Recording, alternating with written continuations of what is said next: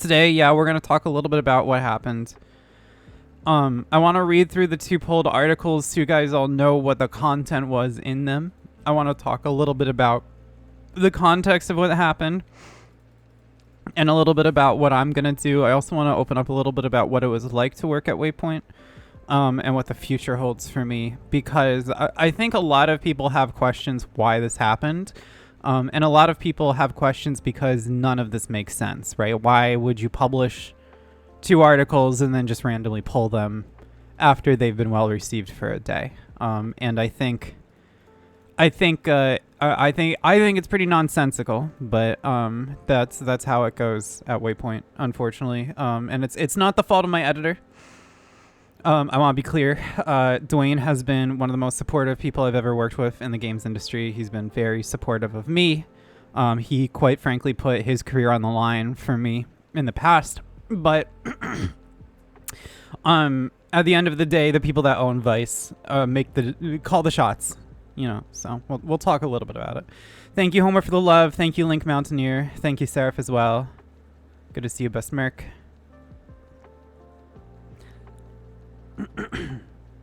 Great to have you, Havano. Enjoy the lurk. Thanks for the follow, Sage. Appreciate it. I had a sausage, egg, and cheese bagel, actually. Thanks for the follow as well, Orbital Rose. Appreciate it. Hi, Sparky. Saw the red post. Just want to throw my support. I appreciate you immensely. Thank you. And thanks for the follow as well. I appreciate that. Let's jump right into it. So I want to read through these articles. They've been archived.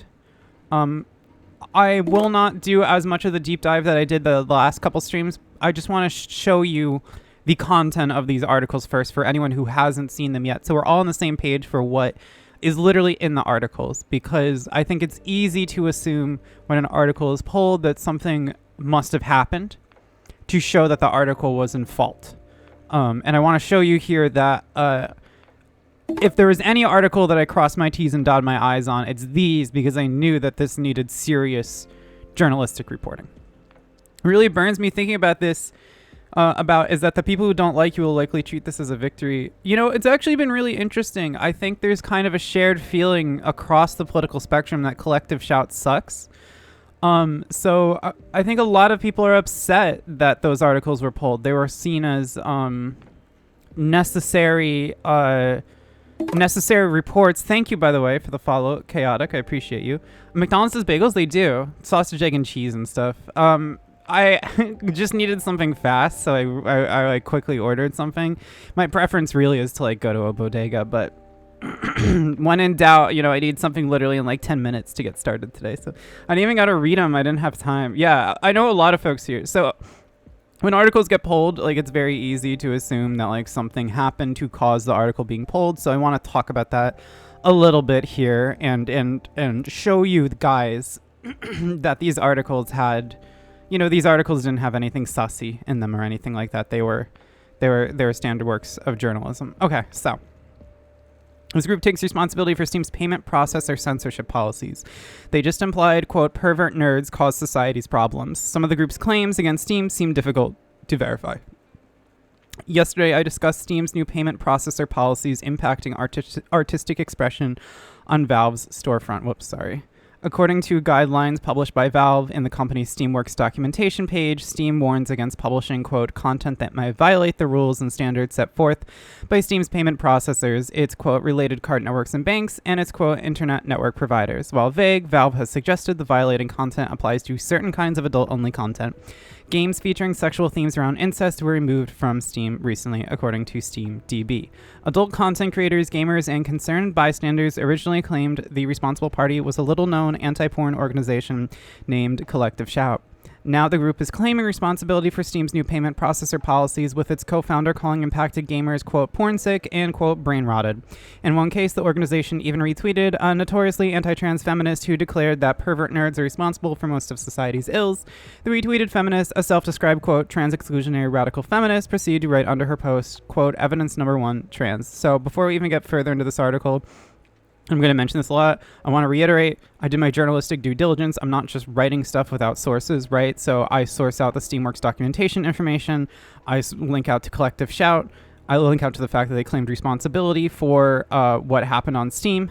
I linked out to the co-founder calling gamers porn sick and brain rotted. That is word for word verbatim. It's in quotes, obviously. I linked out to an archive post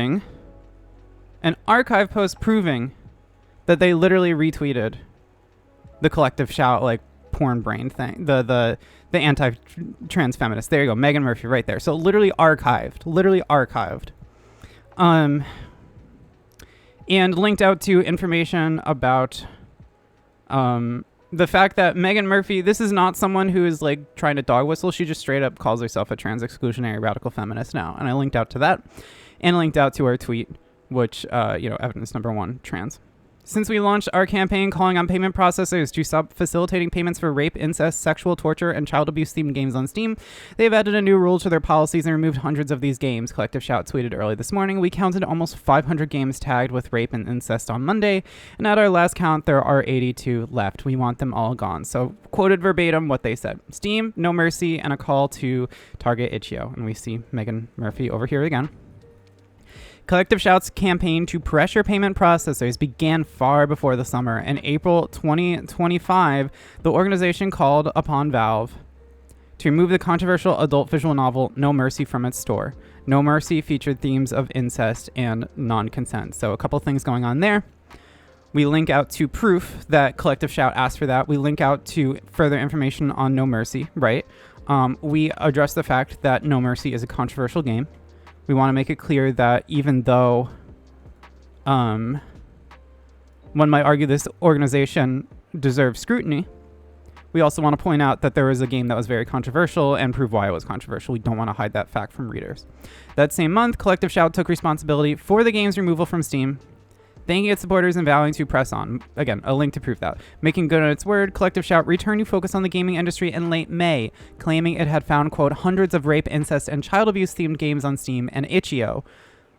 Source to prove that, they directly state that they're going to target itch.io. In the post, Collective Shout demanded Skrill, JCB, Discover, MasterCard, PayPal, Visa, and PaySafeCard to, quote, stop facilitating rape, child abuse game sales. Collective Shout remained on top of the issue with an open letter published on July 11th and July 14th, linked out, stressing payment processors must, quote, cease facilitating and profiting from sales transactions for rape, incest, and child abuse-themed games. The organization claimed its open letter was signed by, quote, leading global anti-sexual exploitation organizations and individuals with a particular focus on Steam, independent gaming storefront itch.io, and, quote, any other platforms hosting similar games. So let's be clear again. This is not a case where I am saying anything particularly controversial about this organization. I am just taking the things that they say. I am reporting the things that they've done, and I provide proof that that happens. This is the most bare bones basic journalism. This article, which we're not even done with yet, could be filed for a college journalism class and hopefully get an A, maybe B+. I don't know. Thank you, Cosmic Kitness. Good to see you, sweetie. It's very standard journalism. Collective Shout's claims seem a bit strange. So, in 2020, Bokuton Y became an angel was heavily scrutinized by Steam over claims of a hidden, inaccessible depot file depicting an adult scene with underage characters. Publisher Manga Gamer denied the claim that the scene depicted any underage characters. That said, Steam's heavy focus on the accidental depot inclusion gives credence to the idea that no, quote, child abuse, quote, game could ever make its way onto Steam. Remains unclear which games supposedly involve quote-unquote child abuse on Steam. Traditionally, Valve has heavily scrutinized adult titles for publication, with a strong stance against games featuring childlike characters in sexual situations. In 2020, Valve briefly removed an all-ages release of a Manga Gamer visual novel claiming an adult scene with underage characters was hidden within the game's files. This links to an archived report that I did years ago for Daily Dot. About the game I mentioned, Bokuton, published by Manga Gamer. And this whole entire kerfuffle I thought was really important to bring up again. I hate to do it to Manga Gamer because... I hate to do it to Manga Gamer because I do think that company has resolved the issue successfully and it was a very difficult and stressful time for them. But I think it's really important to show that Collective Shout is not being honest, right? The title was later reinstated after the offending files were removed, although Manga Gamer denied that the scene in question depicted an underage character. Nonetheless, if a hidden inaccessible file in a game's depot sparked a brief removal of a visual novel title, it's worth considering how child abuse games could be published on Steam. Waypoint has reached out to Collective Shout and Steam for comment. I reached out to Collective Shout 3 times, third time this morning, right before the articles were published. I was like, please, like, just get back to me. And I want these list of games. And it's important to note here, well, let's continue the article. Without further proof from Collective Shout on the supposed games in question, it's hard to say whether child or childlike characters existed in any of the games targeted by the organization. It's certainly plausible that Collective Shout is disingenuously describing adult anime characters in adult video games as underage. In 2020, creators warned Patreon was banning adult anime artists, thank you for the follow, I appreciate it, or tease based off reductive classifications for deeming adult-appearing anime characters as underage. Again, it remains unclear if similar values and perspectives are at play with Collective Shout. Nonetheless, gamers do have much to fear of Collective Shout, given the organization is set to call on the removal of 82 more games. It's unclear if the group will stop pressuring payment processors if it accomplishes its goals, or whether the organization will continue to police content available on video game storefronts. Given the organization has also called on Elon Musk to ban NSFW content from Twitter altogether, it's likely the group will continue to push for further censorship of adult material, emboldened by its Steam victory. So I want to break down these 3 paragraphs really quickly so we can talk about this and kind of cap this first article. Now, this one was published on Friday. No complaints from ownership from Savage Ventures at all when this was published. I don't know if they just didn't see it go out or whatever, but it is true that there's a hint of opinion put into this, but this is common in digital journalism. You commonly see a certain level of analysis put in by the journalist combined with still maintaining a good faith interpretation of the facts. So for example, in this case, right, I am not straight up saying that Collective Shout are lying pieces of shit. I am saying that it's a confusing situation where there's no proof provided. And so it remains unclear what Collective Shout is basing its values and decision on. And it also remains unclear what exactly is coming next for Collective Shout. I think that's an important analytical inclusion into an article like this because it's important to clarify, based on prior information to provide background, that things seem a little strange. As I said earlier, Collective Shout's claims seem a bit ... strange. And as I said in the subhead, some of the group's claims against Steam seem difficult to verify. I want to be very clear about this. This is not an article saying Collective Shout are lying pieces of shit. We didn't call them like pedophiles or anything like some people have on the internet. We didn't say anything libelous. We didn't say anything that wasn't backed up by information out there. Like 80% of this article is just quoting things that they've done and telling readers that they've done them. I want to be crystal clear on that. So, the question I have with this article is, why was this one pulled? What's wrong with this article? The only thing that I see wrong with it is it discusses issues of taboo sexual content in adult games. And I'm sorry, but this is the biggest current event in gaming right now. This is the biggest current event. This is bigger than Stop Killing Games right now, okay? This issue is one of the few culture issues that has aligned the gaming left and the gaming right because everyone is so fucking upset about this. It would be irresponsible of me to not report on this, especially given my background. This article, the Manga Gamer article I mentioned, this article I'm loading up right now, please archive, bring it up for me for dramatic effects. Please, there we go, is 5 years old. I have been doing this beat for 7 years in total. I've been doing it since 2018, technically longer if you include my general SEO content about sex ed stuff. So my question to begin with, before you even do the second article, is why would you even bring on me to write about things when you know this is what I write about? Why did ownership of Vice hire me? Why did they bring me on as a freelancer? If you know this is my beat, I wrote a fucking book because of this coverage, okay? Look, if you don't want me to do this kind of coverage, you have to say that day one when I am coming on as a contributor. Because I'm pretty cute. God damn. Okay, that's a clippable moment. It's crazy. It's crazy to me. Thank you for the follow. It's crazy to me. It's crazy. And we haven't even talked about the second article, the one that actually went viral yet. It's insane.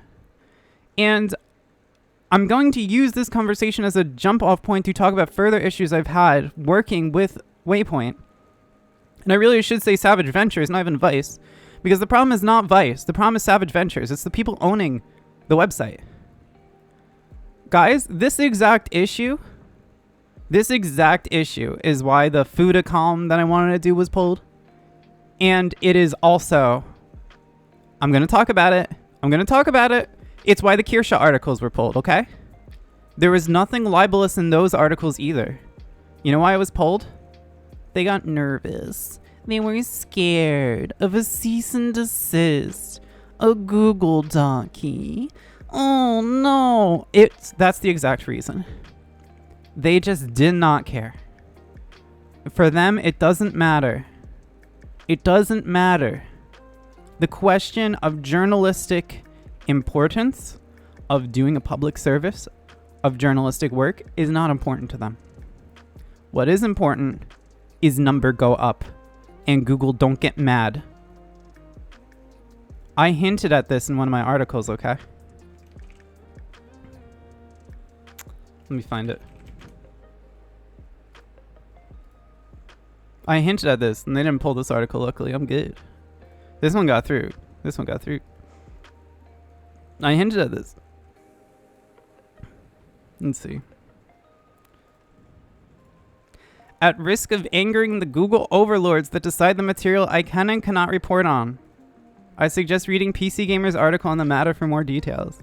This is how I first addressed this topic, because I knew they were going to cook my ass if I put the word incest or taboo sexual themes, or, you know, rape or something, in this article. And I did not want to do this to my buddy Ember.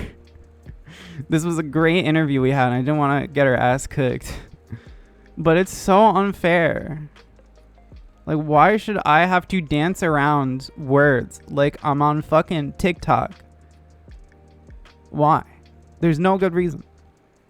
And I've been told very specifically, we'll get into the background about the Savage Ventures. I've been told very specifically with a number of articles, it's an issue of this. Google overlords. We actually had to fight very hard to keep some of our more politically oriented VTuber coverage up because they were nervous it was going to be too R-rated for Google. I don't even think this is fully true because PC Gamer cares a lot about its Google Discover. I was told especially issues of things like Google Discover, but PC Gamer does bangers on Google Discover. Google Discover is an endless scroll to see more articles on the Google app. And PC Gamer fucking goes balls to the wall on this shit. They really they push out good shit. So I don't even know if Google is the issue. I don't know if I'm being lied to or not, which is why I can't even sit here and confirm why my articles were really pulled unless something happens like someone sends a cease and desist and they're like, nope, we're out. Caught emoji. I'm really sorry, chat. I know there's a lot of discussion. I will try to catch up with some of it and address some of it. I might not get to everybody, but some questions, we might want to wait until we finish reading both articles and talking about it. You still left room for them to contact you. Also, that's really important too. Thank you for the love beer. Yeah, they also, Azzy, they also went after Itch.io. Thank you for the sub, Ravenon. I appreciate it. I appreciate it a lot. But yes, I also, I left room for them to give statement as well. And we also did this in the second article. So several other people claiming to be journalists don't even reference as much as you. Massive props to actually doing due diligence. Thank you. Appreciate that. Due diligence seems to be followed properly. This seems so far just a pressure campaign from collective shout to silence the reporting hashtag Anna did nothing wrong. They've let you publish content about controversial topics before. Unfortunately, they have pulled some of those too. I don't really want to relitigate the Pippa article, but that one was very close to getting pulled as well. And I had to basically tell my editor, if you pull it, people are going to think that FaZe connects and it's a cease and desist. And it's going to make everyone's lives fucking miserable, so please do not. I know that article was not well received by a lot of folks. I respect that disagreement, but there's a larger precedent of this also happening. That was the one article we were basically able to keep up, ironically, because it was also the most controversial. As a journalism major, this is depresses the fuck out of me. Like, my ass could get fired for, I don't know, doing my fucking job. This sucks. I don't tell people to do games journalism anymore. I just had a conversation with a colleague with a friend, and she was saying, I really want to be a games journalist. And I was like, just become a VTuber. I mean, just become a YouTuber or a Twitch streamer. That's the only way forward. Maybe the owners didn't know, but this makes them look very bad. Yeah. Yeah, stopping you from writing about this type of news. Exactly. It's crazy. Did your editor approve of it too? Yes. All these everything I've ever written was approved by an editor. And then edited by an editor. And then edited. So everything going up went through the full editorial process. I've never published anything of Vice that didn't go through the editorial process. I've never just like logged on and started typing. It's not crazy. It's more about collective shout trying to stay in the shadows of all this so they can have plausible deniability of things backfiring them. That's what I figured happened. You caught so much heat for that. None of what you deserved. It's almost like doing good journalism requires some spine ability to stand up to people who get mad about your reporting. This is why I decided to walk. This is why I decided to walk, because I'm not going to let this... It's not even Vice. Good to see you, by the way, small cute frog. I noticed you, sweetie. It's not even Vice. I'm not going to let Savage Ventures repeatedly sandbag me. I'm not going to let the ownership of Vice come in and be like, yo, what's up? This article that you published that went through the full editorial process, we don't really like it. It's got to go. Because it makes me look like I don't stand on my word. It makes me look like a coward. And like, yeah, I've definitely made a fool of myself online sometimes. I think like deactivating like accounts now and then was like such a fat L for me. It's something I never should have done. I should have taken my lumps like a big girl. But pulling my articles, I've never requested the retraction of an article before. Everything I've ever written, including these. Because I feel like I'm a good writer. And I wouldn't publish something unless I thought it was good. Would this be a byproduct of enshittification? That's a good question we can get to later. George Carlin's right about the softening of language. Real. Doesn't Google take view count into account? I don't really know what Savage Ventures is thinking if they're lying to us. Honestly. My friend has work on Itch.io. I worry about them. Itch.io has been previously targeted for incest games. They want to go after Itch.io. I think it's possible that they'll try to next. Every article deserves to be up regardless of journalism, even if it takes down for reasons we know it goes to Web Archive regardless. Literally, I would have discussions with my editor where we would be like, okay, this one's got to get archived immediately as soon as it's up. And I'd be like, I'm ahead of you. Do you think that your Twitch account being linked to a kink fetish had an impact on all this? No. I think it's 100% because of the content in the article. Because Savage Ventures didn't care if I was writing like fluff pieces. They didn't care. They're happy to see the fluff pieces do well. I'm a cow fairy, by the way, based. The enshittification of journalism continues. We see over in the sports journalism world the barstoolification of it. And now the online journalism side is seeing the Google dick sucking. Sorry, one sec. I don't know too much about Vice internals. Like how the TV side works.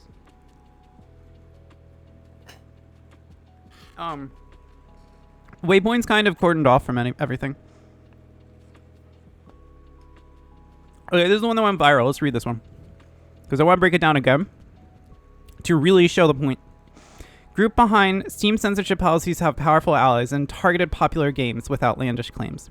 One of its allies believes Honey Pop should be banned from Steam. Over the past week, gamers have heavily criticized Australian group Collective Shout. Links to it. The radical feminist organization has taken responsibility for changes to Steam's payment processors that result in the removal of various adult games of taboo themes. I'm going to address this really quickly. I know some people felt a way about this, and I think I make a fool of myself whenever I argue with people about my reporting on the internet, so I'm not doing it anymore. I want to be a big girl. But I do want to address this.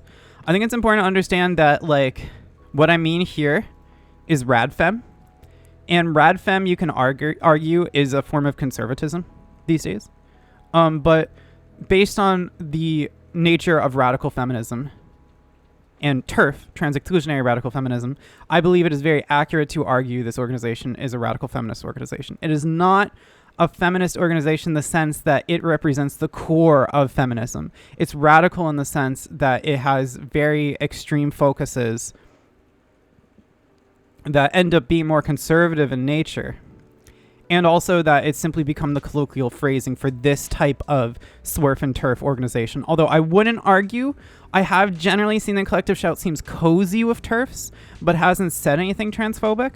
I haven't seen any proof that they've said anything transphobic, but this is the term, right? Like I'm not gonna hide the fact that radfem is radfem, you know. Radfem is puritanism and femgarb. Yeah, exactly. Has taken responsibility for changes to Steam's payment processes that result in the removal of various adult games with taboo themes. Again, link, proof. As Collective Shout wrote on its official website today, the group has targeted nearly 500 games for removal on Steam, with 81 titles that the group still wants delisted from Valve's storefront, as concerned consumers have dug into Collective Shout's history to better understand its future plans. Many have missed a key aspect hiding in the public eye. Collective Shout has the backing of several prominent anti-porn groups. On July 11th, Collective Shout published an open letter to the CEOs behind PayPal, MasterCard, Visa, PaySafe, Discover, and JCB. Link out for proof. On the post, Collective Shout includes signatures from executives at such censorship-prone organizations at NCOS and Exodus Cry. Other allies include the anti-porn groups Coalition Against Trafficking Women and the UK org CEASE. Both NCOS and Exodus Cry have previously encouraged the removal of certain online content they deem harmful, with NCOS in particular taking a strong focus on Steam. Now, you might notice that this article is a little bit more strongly worded. It's making more claims of what these organizations are like. But we're going to dig into, in this article, to prove that point, to prove to our readers that these groups are anti-porn. We are going to dig into NCOS and Exodus Cry. So understand that. Also understand, too, that it's not a libelous claim to argue that these groups are anti-porn. They might argue it in the here and now, but if you go on their website, you'll find all sorts of information about them attacking the adult industry. So this is not a libelous claim. Nothing about this is. Yes, you go on their websites. They hate porn. They do. They do. Now, I didn't say they attacked specific adult industries. I mean, adult studios. I didn't say they attacked specific people in the adult industry. I didn't say that they're terrorists. I didn't say anything like that. That'd be libelous.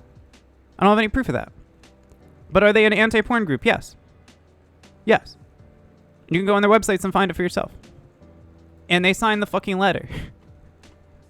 They signed the letter about the porn games, dude. I don't know what to tell you. One organization wants Honey Pop banned. Another hates the dancing Anka meme. In 2018, NCOS previously targeted, a series of visual novels on Steam, so links out to that, briefly threatening the removal of these titles on Valve's digital storefront. Steam ultimately reversed its decision to ban these games, instead opening the door to adult content on the platform. So I want to stress this. I linked out to literally NCOS saying, yeah, we did it. And then I linked out to a still live. You know, props to gamers. They didn't pull this one. I've got a lot of heat to give to gamers too, but they did not pull this one. This 2018 article where I discussed this. I've been doing this beef for a long time, folks. I've been doing this beef for a very long time. And this is all about NCOS targeting Steam. So there's proof. And proof by, oh, get this, no way, further information that I previously reported. Wow, no way. Can't believe that. Where the fuck is the article? What happened to it, chat? I just lost it. Am I going crazy? Where? Oh, okay.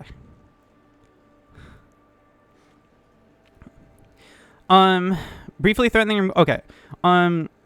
Let's see. Since 2018, NCOS has repeatedly mentioned Steam in its various articles, all linked out to proof, almost as if the anti-porn organization has been waiting for an opportunity to go viral with a censorship campaign against the platform. Almost as if he's doing so much heavy lifting here. And we're going to talk about that really briefly. I did not say NCOS is waiting for an opportunity to go viral. I'm saying it seems to. It appears to. It's as if they are doing it. It is analysis. It's analyzing. It's showing. Here's the facts. They really mention Steam a lot. It does feel like they have a chip on their shoulder. Did the group play a pivotal role in pressuring American payment processors to change their policies towards Steam? That was a lot of P's. It's plausible. That was another P. It's plausible. I didn't say yes. I didn't say I got proof. I didn't say here's the smoking gun and then make some shit up. I just said simply it's plausible. It could happen. I don't know. NCOS, which originally began as the Religious Morality and Media Organization, that's literally on Wikipedia, is a conservative group based in the U.S. Also, literally, you can confirm that on Wikipedia. Some of this stuff is not linked out to you because at some point this is out there in the public record and is not new. Honey Pop is a game available on Steam, a public gaming platform that sells and distributes thousands of video games for all sorts of systems, including the PC, Mac, mobile devices, and more, NCOS wrote on its website in 2020. Steam must be held accountable for not only allowing this game to be on their platform, but for not providing proficient parental controls and safety features to make sure games of this nature are found by especially vulnerable children. So there we go, right away. Proof that NCOS fucking really seems to have a chip on their shoulder about Steam and the kind of rhetoric that they use. One organization wants Honey Pop banned. Well, there it is. They're just straight up saying Honey Pop is cringe. There we go. Literally, they just said that themselves. Meanwhile, Exodus Cry led a viral online crusade against Pornhub in 2020, resulting in significant changes to the world's most popular adult content platform. So I linked out to some additional information about Trafficking Hub, Exodus Cry, and Pornhub. Free Speech Coalition's Mike Stable had previously described Exodus Cry as a, quote, a faith-based activist group that believes all pornography and sex work should be banned. Now, this is a really important thing that I've did. I'm not saying it. Mike Stable is. I'm not saying it. Someone on the internet that's considered a reputable source on criticism of and analysis of these groups is saying it. It's a quote. I'm simply showing what other people think. In 2022, Exodus Cry argued in a news post that online searches for, quote, video games, Fortnite, and Pokemon lead children to graphic sexual content. The article proceeded to criticize the viral Animal Crossing New Horizons-inspired Anka Zone NSFW dancing meme for, quote, using a character from a popular children's video game. The phrasing is misleading. New Horizons was actually most popular with adults in their 20s and 30s. The Nintendo title became a household name among millennials and young adult Zoomers stuck inside them in the early days of the COVID-19 pandemic. This is pretty much considered relatively, most people kind of have come to this conclusion on their own. Everyone remembers this. This doesn't feel like it needs further citation. This did need citation, and I cited it. Wow, turns out actually New Horizons is not a children's game. So this is not necessarily true. This is a bit manipulative. Now, no commentary on this, because I would need additional information to look into this. But what's most important here is to identify that Exodus Cry also has been thinking about the issue of video games, and they even did a little bit of a collective shout style strange analysis where they say something that's not fully honest. And this is paving the way to the next part of the article where we dig into that. Vice has reached out to both Exodus Cry and NCOS to better understand the organization's involvement with Collective Shout's campaign. So we did reach out for comment. I specifically asked them about their involvement and like their feelings on this matter, on the child abuse games things. Hey Avi, you got this, girl. Proud of who you are and who you're becoming. Keep fighting the fight and bum down the haters. Thank you. It means a lot, sweetie. Like before, I'll read chat when we're done with the article. I just want to blast through it so we're all on the same page here. Yesterday, Vice requested specific details from Collective Shout on Steam games that, per the organization, depict quote-unquote child abuse. As of yet, the group has not clarified which games portray this subject matter and how. As this reporter covered yesterday, it seems incredibly unlikely that any adult Steam games depict underage characters in sexual scenarios.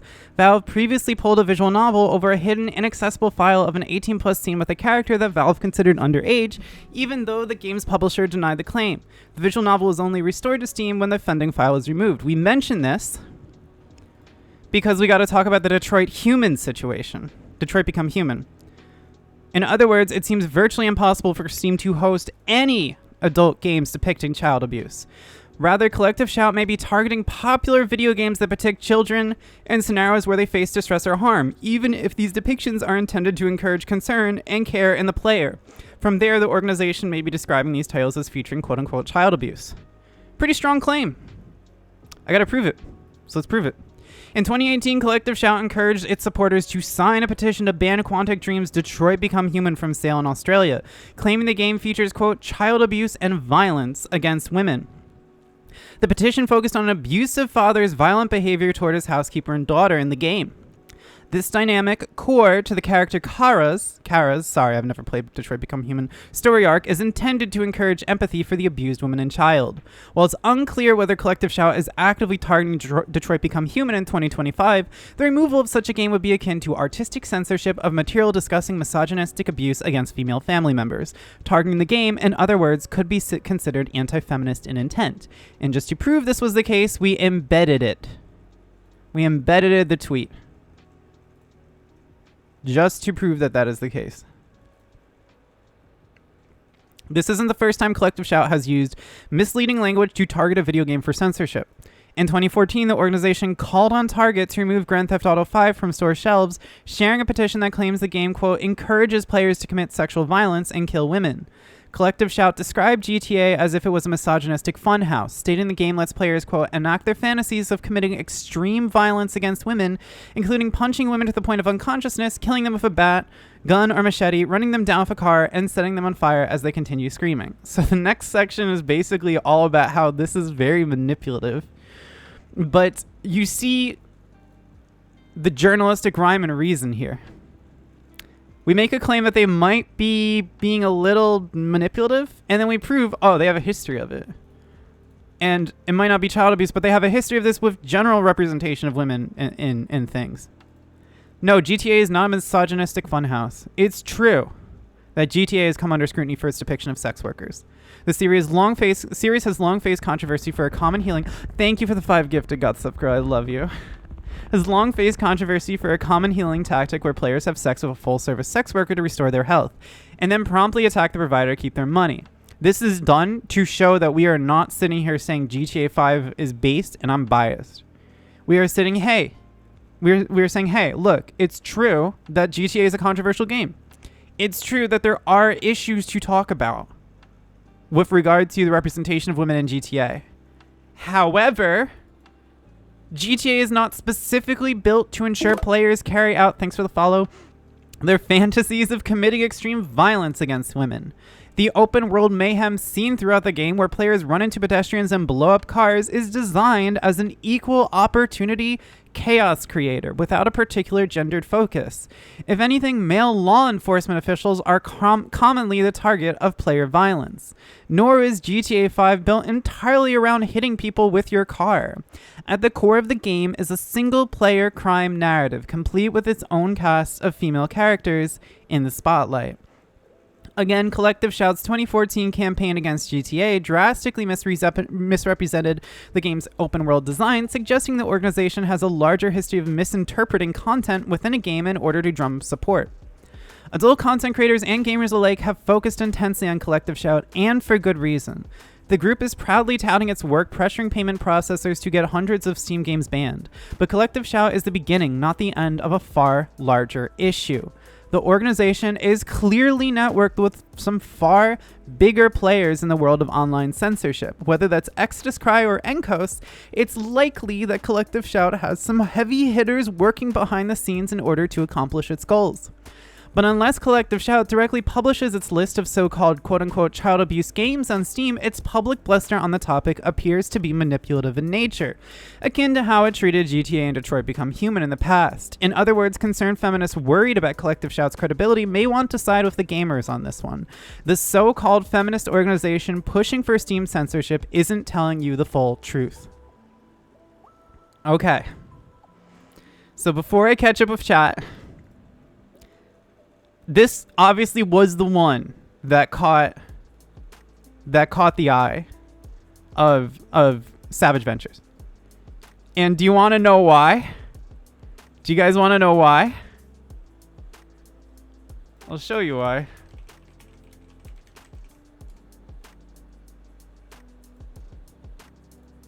This is fucking everywhere on Reddit. This is everywhere. It did. What is that?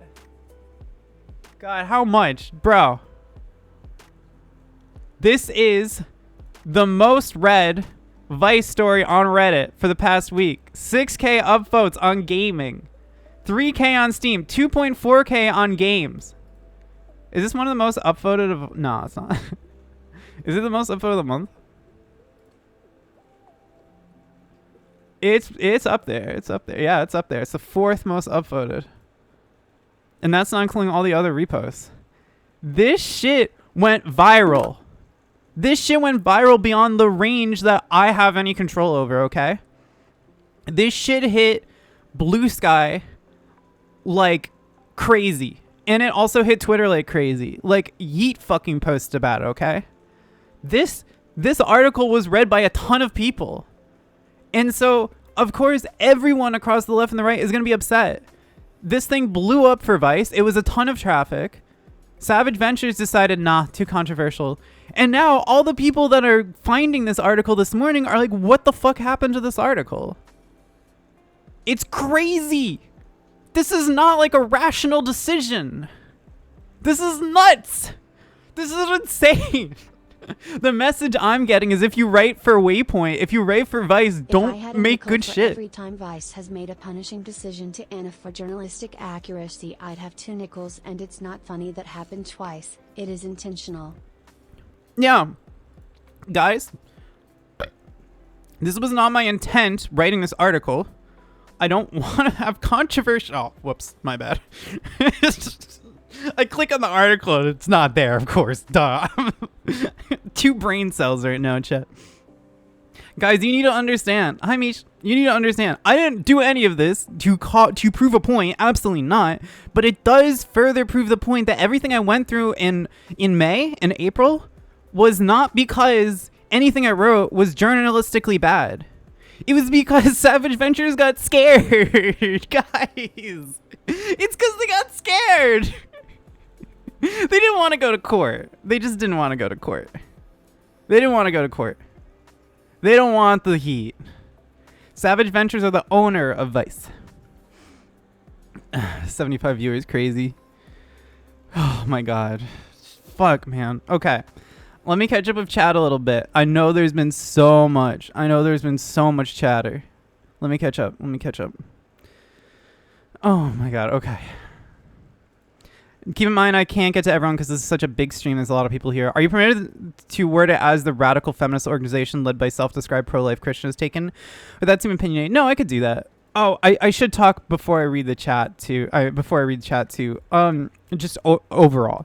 Is this article a little bit more analytical in nature? Does it have more strongly worded diction?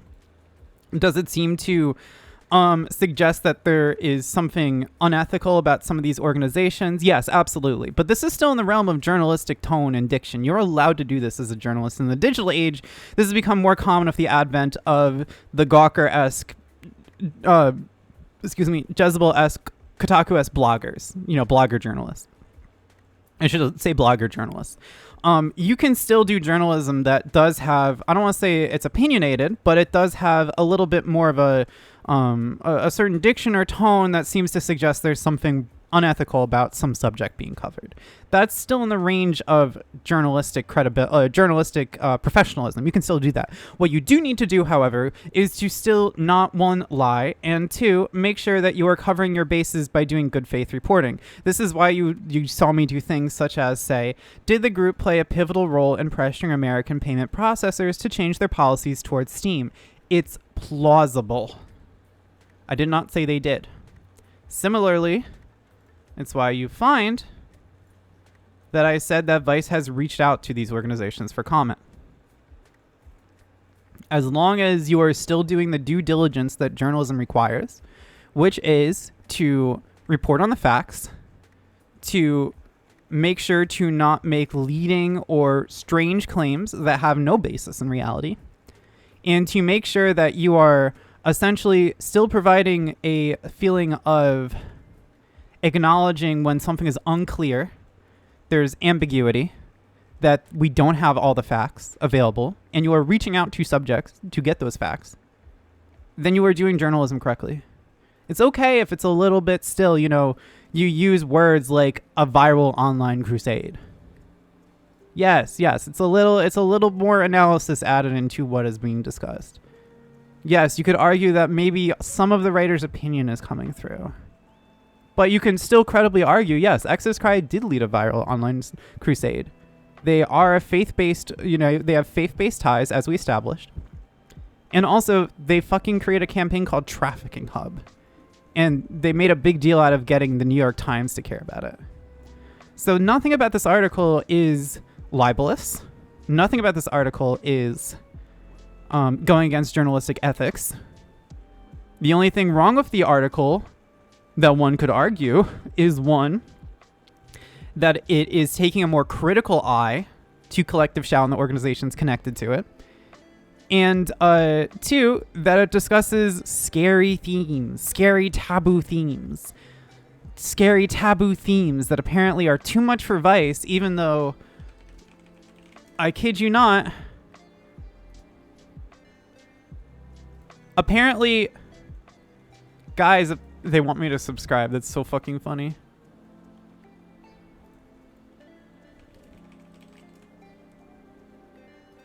Apparently, though, guys,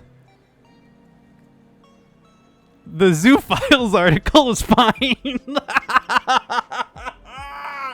No, bro, it's still up. It's still up, too. It's still up. They're totally okay with the zoophilia article. Guys. This is fine. This is fine, though. Savage Ventures is like, yeah, we fuck with that. That's good. That's good shit. We're everywhere meeting the zoo files next door. That's a good shit. Oh, right into my veins. But collective show called someone perverts banned. It's crazy, chat. Crazy. What the fuck is going on? Bruh. What is going on? There's no rhyme or reason. That makes no sense. It makes zero fucking sense, guys.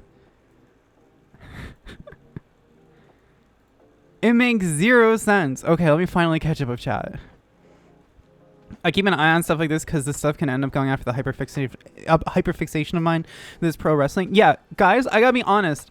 If someone like myself can't do this kind of watchdog reporting, we are also kind of cooked. So Google SEO stuff is like a black box. So Savage Venture could be going off what they think is right, but that might be real, and also no one but Google themselves know the truth, and it's a shitty guessing game. This is also the most benefit of doubt read to them. My personal belief is saying they support collective shout and we're taking it down to help them, but no evidence and bias. I think there are two conclusions I've drawn from all of this. One, collective shout. Savage Ventures like Horrorstone confirmed. Bruh. There's two interpretations I have. Savage Ventures either is legitimately concerned about Google. They're legitimately concerned about Google Discover. And they are panicking at the sight of anything that might ding the site on Google Discover. Or they don't like the fact that we are doing political reporting, politically tinged reporting with a leftist slant, and they want it out. I don't know. Because they have taken out my NSFW coverage. They did that. They were like, no, we're not doing this anymore. And I don't know if that was a punitive measure or not. And they didn't give me any support when I was getting harassed. Savage Ventures didn't even offer to get me like a fucking security system. You know, Daily Dot did in the past. Daily Dot, when I was getting harassed, their CEO like was notified. And he was like, yeah, let Anna know like if she needs like a fucking Nest Cam in her apartment. Okay. Savage Ventures did not care that I was getting harassed on the internet. Do you guys know how close I was to getting sued? I mean, not getting sued, to suing them. I was very close. I was very close to taking this to court because I was so fucking upset with how they handled everything. They made the harassment against me worse. They actively made it worse because they just pulled the articles that I did, my editor did not put out any public statement clarifying anything, and they basically sat there and allowed me to get harassed. I was very close to talking to a lawyer, and I told my editor that repeatedly. I told Dwayne, I was like, Dwayne, I'm so close. I am seriously considering it. I decided not to because I would have liked, you know, to pay the bills, put bread on the table. But at some point, a girl's got to respect herself. You know? Now, am I going to sue them? No. I don't want to get caught up in a court case. But you guys need to understand that this is not even just like a weird one-time thing with this company. This was a serious repeat issue. A serious repeat issue. And it's ridiculous. Because I am taking the reputational cost for them coming in and pulling my articles. This makes me look like a coward. Of course I was going to publicly speak out about it. Of course I was. And this, of all issues, is the one issue I've ever reported on with this company where everyone is in agreement, left, right, and center, that this is not good. That collective shout is a problem. That these payment processor censorship guidelines are an issue. And still. So yeah, of course I'm going to make a big fucking deal about it. Yeah, they deleted the Waypoint stands of Anna Vallen's article. Like, bruh. Why do you guys think I left the internet for like a couple of weeks? I was like, this is so fucking humiliating. I'm getting sandbagged by these guys. And I'm tired. I'm not going to do this again. I'm not going to say, oh, yeah, my articles were pulled. Because I have a fucking career, okay? Like, I have been a journalist for a decade. I'm not going to sit there and let this company make a fool out of me. I am going to actively say, this is fucked up, and defend myself, and archive everything, and prove it. So what if I don't make $1,000 from them this month? They're only paying me $30 an article anyway. Yeah, this was only $30, by the way, guys. This was a $30 article. All of my articles are $30 with them. Ridiculous. Ridiculous. Sometimes I stream and I make more than I do in a day with these guys. It's ridiculous. The people who do this censor adult content usually are the ones saying the target shit.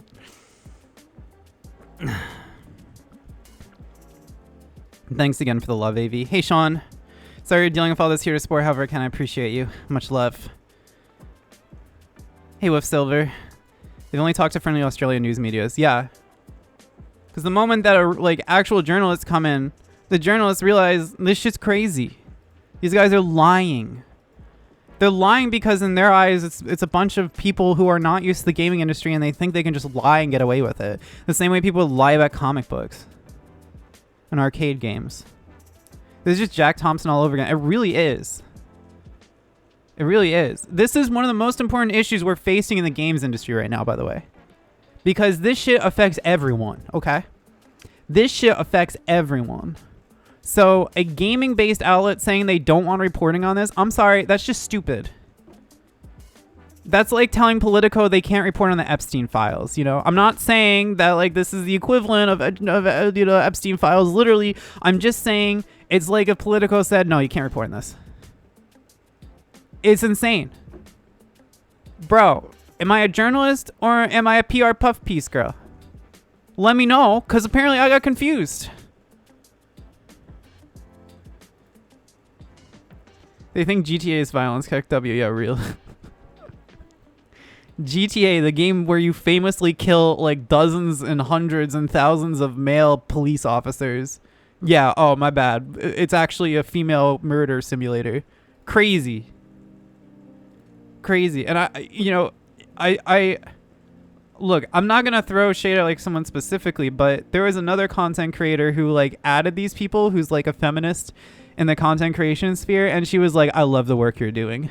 Keep it up. Get the child abuse games off Steam. And it's like, girl, they're lying to you. This actually inspired me to do the writing I've thought about doing about the current trend of some neolibs attacking AEW fans on Blue Sky. You should.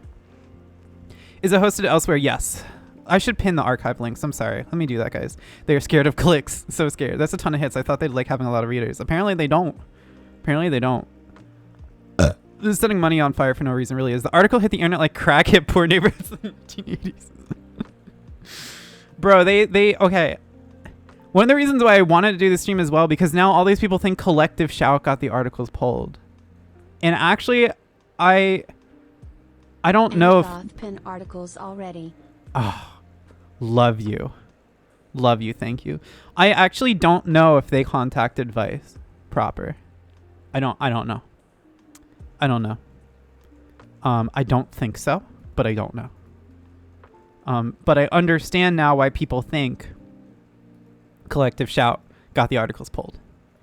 And guys, this is why I also told Sav Adventures not to pull the Pippa article, because I warned my editor, and I threw my editor to SV to Savage Ventures. I was like, if you pull that article, people are gonna think that Face Connect and Pippa tried to sue us. You can't do this. It's gonna make it worse. This company loves fucking with me. Oh my god, Homer, is that 20 gifted? Bro, thank you. I was like, bro, you're gonna make it worse. You're gonna make it worse. Dwayne wrote that story about standing up in Vanna, and then Vice owners pulled it. Yeah, exactly. Yeah, they only pay me $30 for these. This is the second time they've done this to you, right? Yeah. It's actually a couple more times. They also pulled my Food of Friday column. None of this would have happened if Collective Shout targeted the international payment processors instead of Steam or Patreon, Itch, etc. That alone shows the power of a billion-dollar payment market holds over a billion-dollar gaming company real.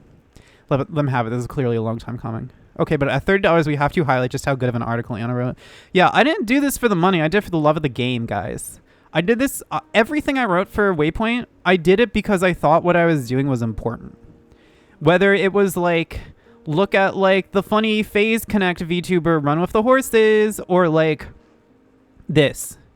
Because I thought what I was writing was either entertaining or important or otherwise, you know, did some good. Like with the Phase Connect article that I just mentioned, right, with Cleo. I wrote the article because I thought it was important to show the positives of EN VTubing and the positives of Face Connect. Cleo is a legitimately very good VTuber, right? So yeah, I would continue to write about like cool shit she's doing. If I could. Now I can't.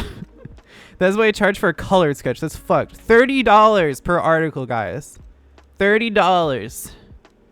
$30. I was just commenting on Blue Sky how nice it was seeing something you wrote explode, and then 20 minutes later all this happened. I literally remember waking up, saw your comment, it made my day, and then Dwayne hits me up and is like, guess what happened? And I'm like, I'm cooked. I'm cooked. I'm cooked. And if you break 2,000 burps on a fucking politics stream, I'm gonna cry. We're almost at like, we're at like 90 CCV right now. It's crazy. Imagine paying 30 and getting the most upvotes on Reddit. I call that a fucking steal. Yeah, I was just thinking about this yesterday. Thank you, Sage. Thank you for the sub. I was just thinking about this yesterday. I gave them so much traffic, right? Between this and think of pretty much every controversial article I ever wrote, right? So the Violor article, the Kirsha articles, the Food of Friday article that got pulled. Thank you. Oh my god, thank you. Thank you for the 20 gifted. Oh my god. Oh my god, thank you. Oh my god. We haven't even talked about like what this means for me making rent, bro. I did this without a backup plan. I'm just like, guys, I can't be disrespected like this any longer. Oh my god, guys. Thank you. Like every controversial article I've ever done, whether it was like the Kirsha ones, the Pippa one, whatever, has done so much traffic for them. And pretty much every time I've done like numbers for them, they come over to me and are like, nah, we gotta talk about this. Ironically, the only one they haven't done that with was Violor. That was it. Which is like, I would say de facto the most controversial. Like more so than the Kirsha ones.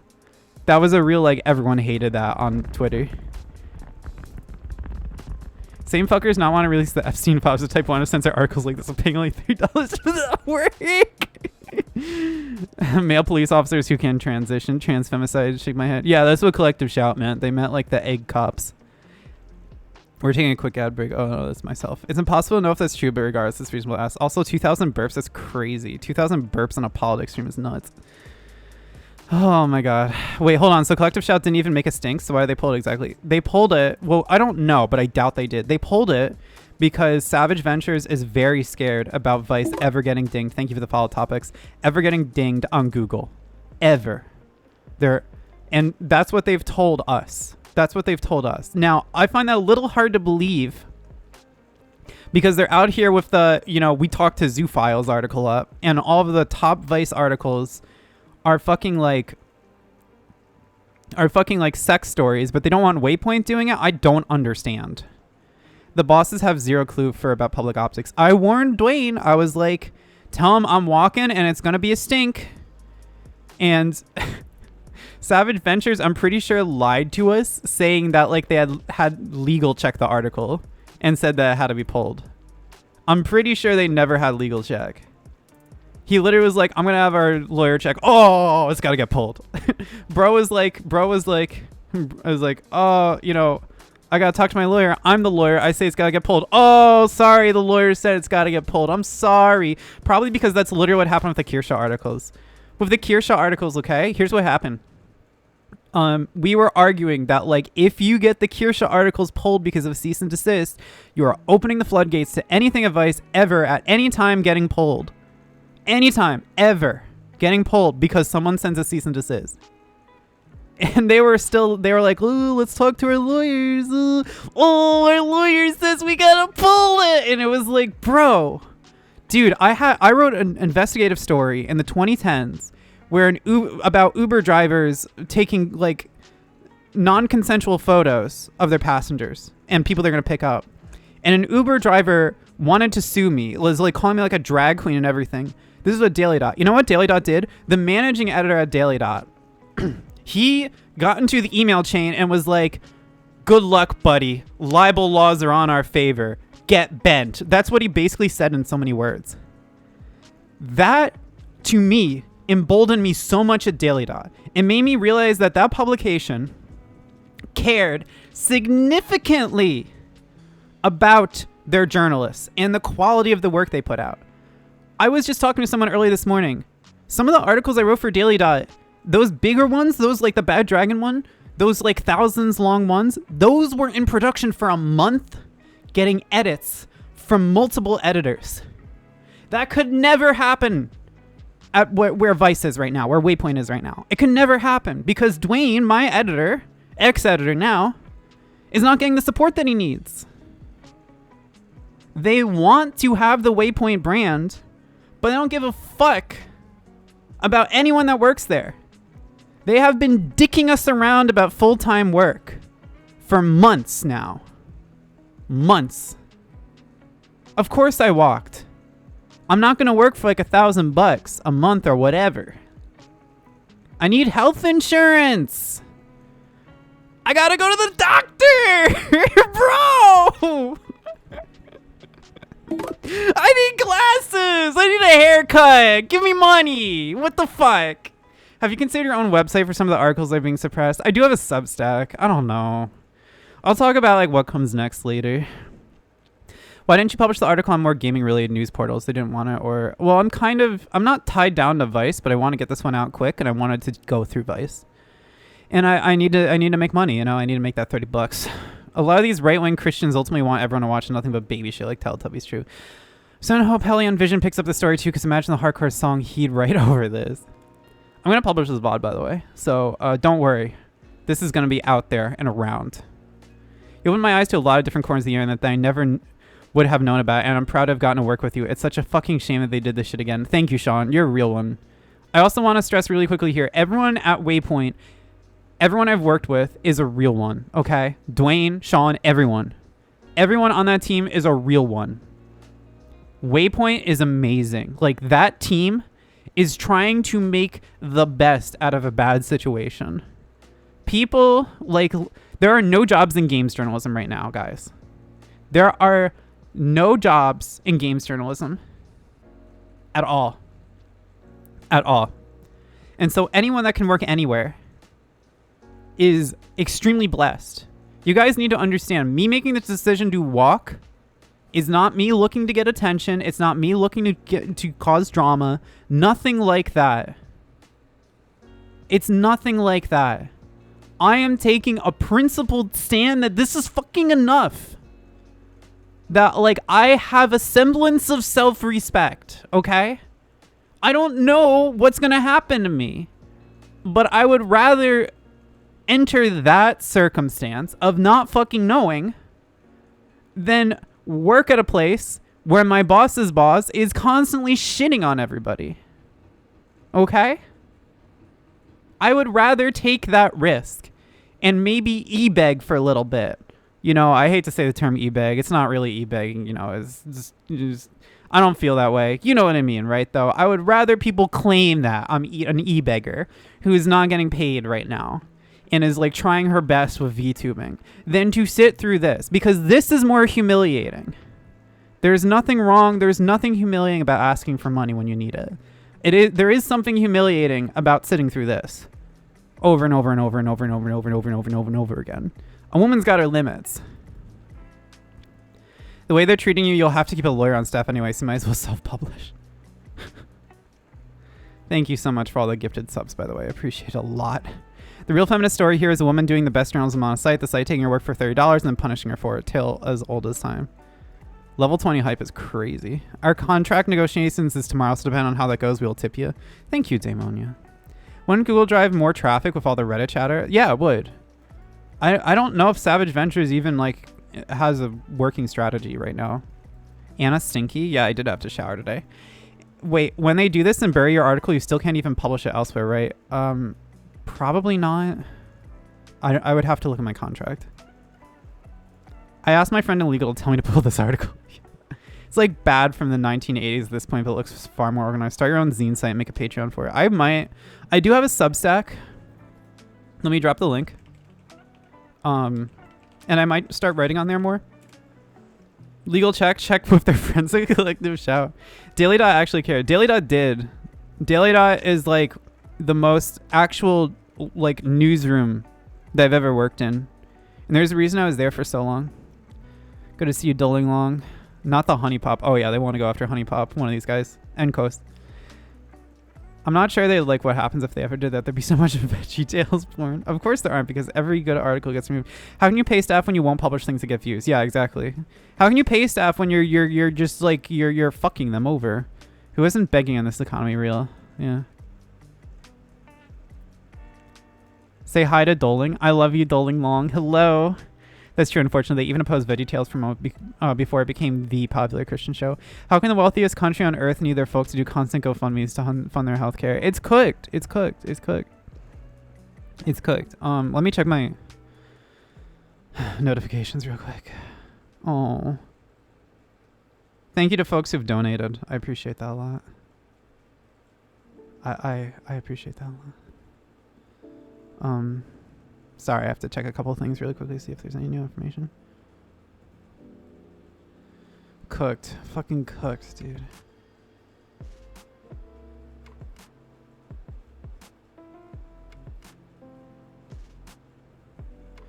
Guys, I'm gonna be real with you.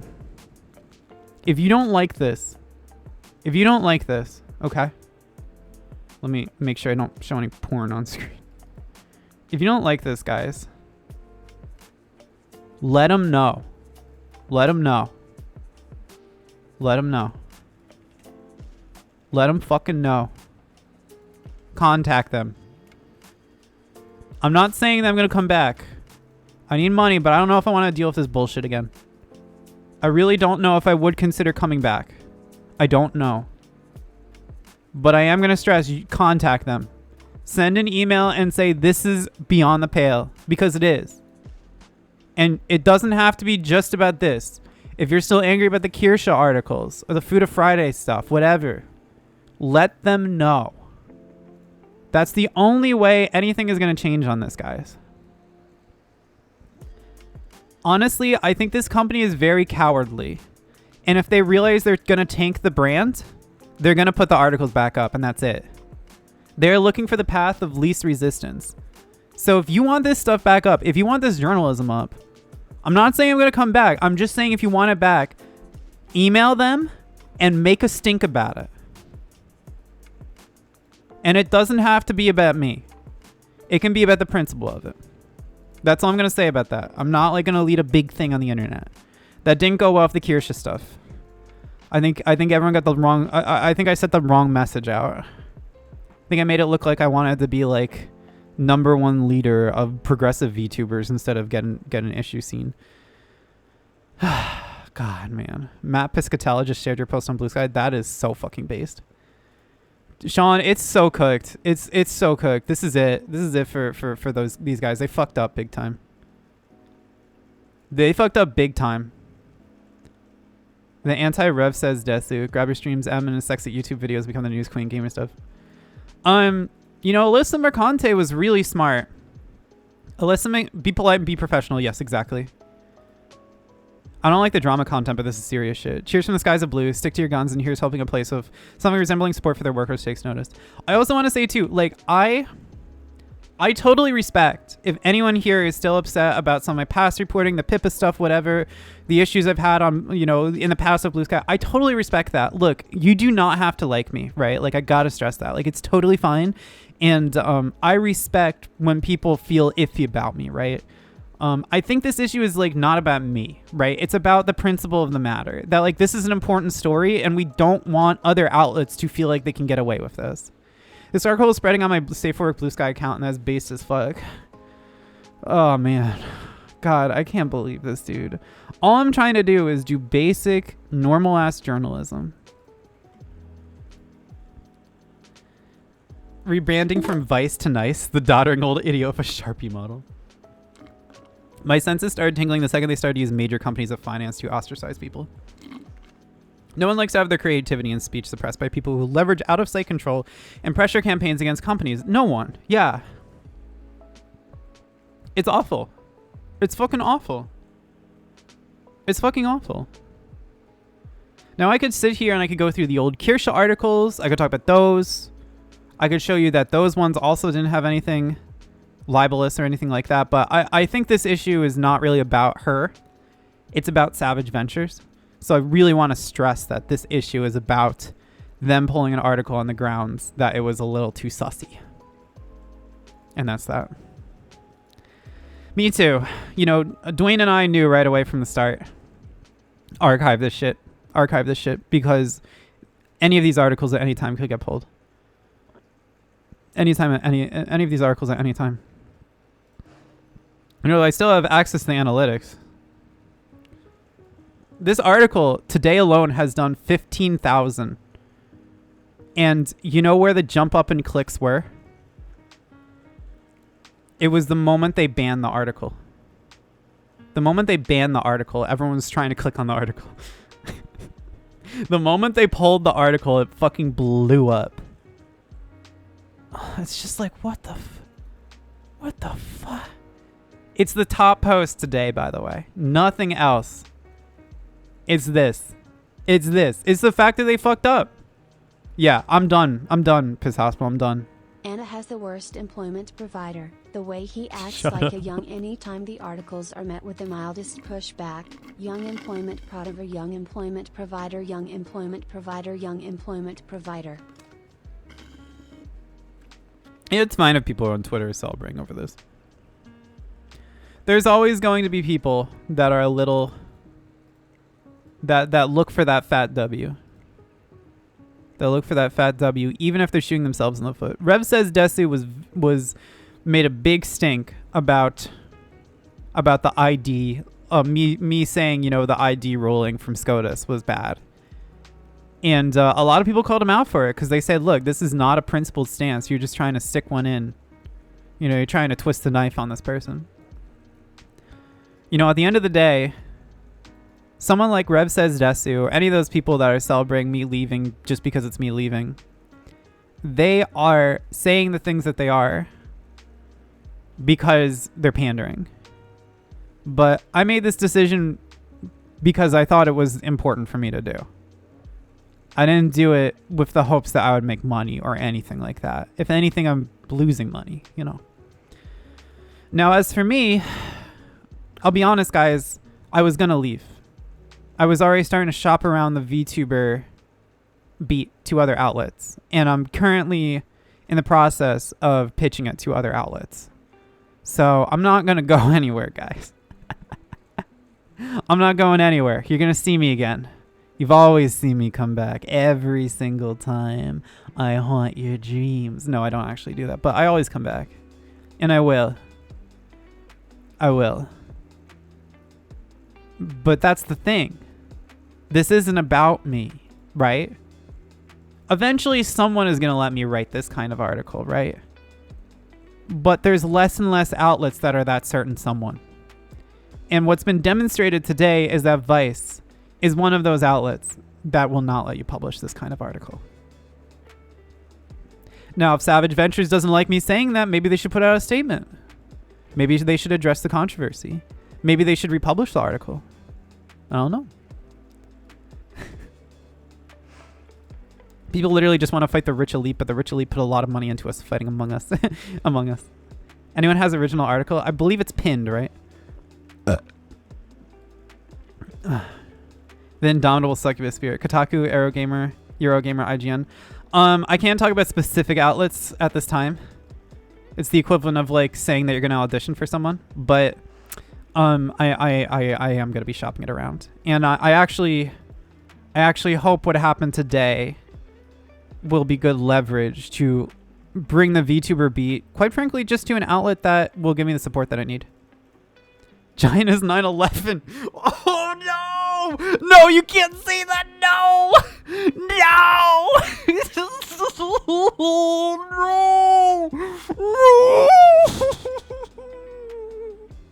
Oh, no! You can't. Not like this, fam. Not like this. 2001 burps.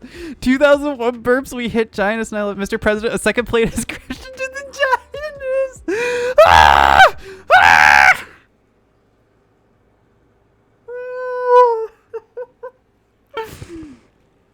It's good not to work with them because it negative impacts your reputation among other publishers who take you. I'm gonna be honest. Mr. President, second woman is at the top. I'm gonna be honest, guys. I'm actually gonna bring it up. I'm gonna bring up this issue. I've liked working with Waypoint. Oh yes, Anna's trademark photo of having purely serious streams her viewers real. I've loved the body of work I've done for Waypoint, but I also think too, I don't think Dwayne is getting the support he needs to do what his very own boss wants him to do, which is to run a successful gaming outlet. I don't think he's getting that support, and I think it's a real shame. I was going to leave Waypoint sooner rather than later, and I'd already brought this up with the team because it's been 3 months, and pretty much every single month I've had to deal with something crazy from Savage Ventures, whether it's issues of Kirsha stuff or the Pippa article where they want to pull that, or now this. It's just constantly like I can't do my reporting. Everything I report goes through the editorial process, guys. I pitch it, I talk about it with Dwayne, I consult him what images to use, things like that. Everything published, it's literally the meme. It's literally the meme of like, I consent, and then like Savage Ventures comes in and says, I don't. It's like, I, the writer, consent. Waypoint, the editorial team, consents. My boss doesn't. Or my boss's boss, excuse me, doesn't. Mr. President's second burp has left the stomach. Guys, remember, this was originally the tone that I set when I joined Waypoint in late March. I was literally like, I'm going to be the giantest VTuber. Do you remember this, guys? Back in the 2010s and early 2020s, I carved out a niche in the games journalism industry by covering adult games. At the time, breaking into the mainstream press was impossible for NSFW creators. Many queer indie devs received their only shot at press coverage thanks to my work.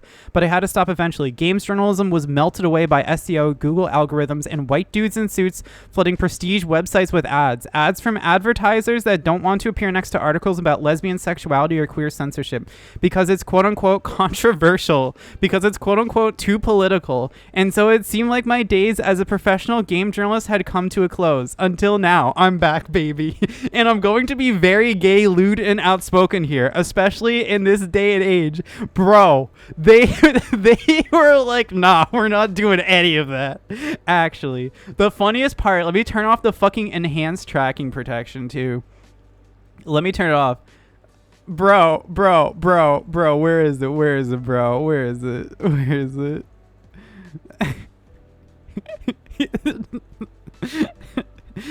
But I had to stop eventually. Games journalism was melted away by SEO, Google algorithms, and white dudes in suits flooding prestige websites with ads. And it's flooded with ads, bro! And there's ads all over the place!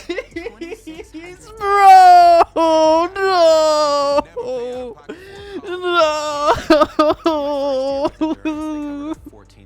I would watch Rima Evanstar cover my articles and she'd be like, there's so many ads here. I'd be like, girl, I know! This is embarrassing! This is embarrassing! Like, bro! This is embarrassing! Yeah, Rima, call it out! It's embarrassing, bro!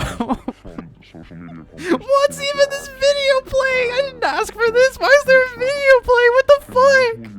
This is what I didn't ask for. This is what I about the funny jazz VTuber. Oh my god. Bro, no! What is going on? You maniacs! You blew it up! What is going on? That's exactly what I'm asking. At least put the ads on the side or something. It's cooked. Guys, when I write an article in Vice, something is wrong with the WordPress backend and Savage Ventures won't fix it. And it results in like my whole entire Firefox hanging after like 20 minutes of writing in a tab at a time and taking up like 8 gigabytes of RAM. I don't know what's going on with this company, man. I have no idea how the internet looks normally without my ad block and such. You are so real for that. Seeing this article led me to you, and this was wild to see Vice give this chance. Like, it made me give them respect for a hot minute. Everyone got very excited about this. And the Sapphire Safari one I did. And obviously the Kirsha ones, right? Oops. Shouldn't just pull it. Whoop. Oh, okay. There we go. You ever make a site for those niche visual novels or something? Maybe you could fix it. Thanks for the follow, by the way, again, Gribsel. I went to the Daily Dot to see some of your old articles, and there's a few from last year that are clearly not written by you, but attributed to you. No, there's a couple I wrote last year there that were TikTok ones. A lot of my older Daily Dot articles were pulled simply because of concerns of Google, NSFW, like dinks, that's it. A wise old gangster, my surrogate father, would tell me often beware the crusty old white man in a suit. He said a thug might steal your wallet or your car, but a crusty old white man in a suit would steal your future. That is so fucking real. Holy shit. Vice is WordPress? Of course it's WordPress. No, a lot of websites use WordPress. The Mary Sue uses WordPress. Vice uses WordPress. Dotty Sports uses WordPress. Destructoid, I believe, uses WordPress. And Vice uses WordPress. I'm not going to show you the back end, but it does. And it hangs for and takes up 8 gigabytes of Firefox RAM. I used to like Vice. Bruh, me too. Yeah. It was such a difference in tone between the old and new ones. I got confused. Yeah, no. I was doing TikTok stories to make some money at the time. The other 2 sites I was on used WordPress as well. Yeah. I think pretty much all the gamers properties did. I mean, WordPress is pretty common in the digital publication field.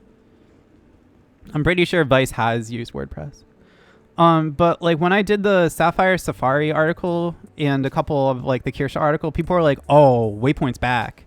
And they pulled and everyone's like, no, Waypoint's not back.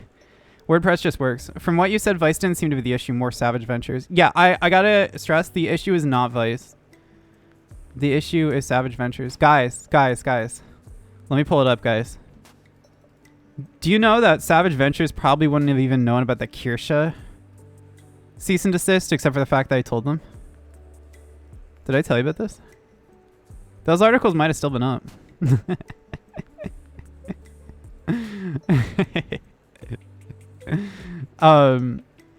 Wait, let me find it. Bro, let me find it. It's so funny. If Vice is owned by Savage Ventures and control what Vice publishes, what's the difference? It's true.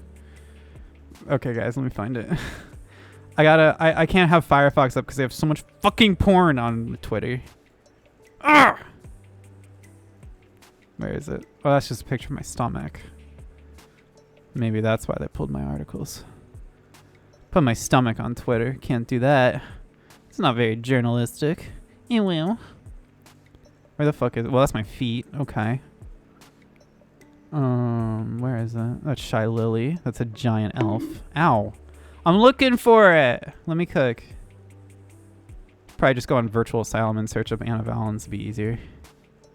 Where is it? Oh, I found it. Oh, this is so good, guys. This is so good. This is so good, guys. Oh my god, this is so fucking good.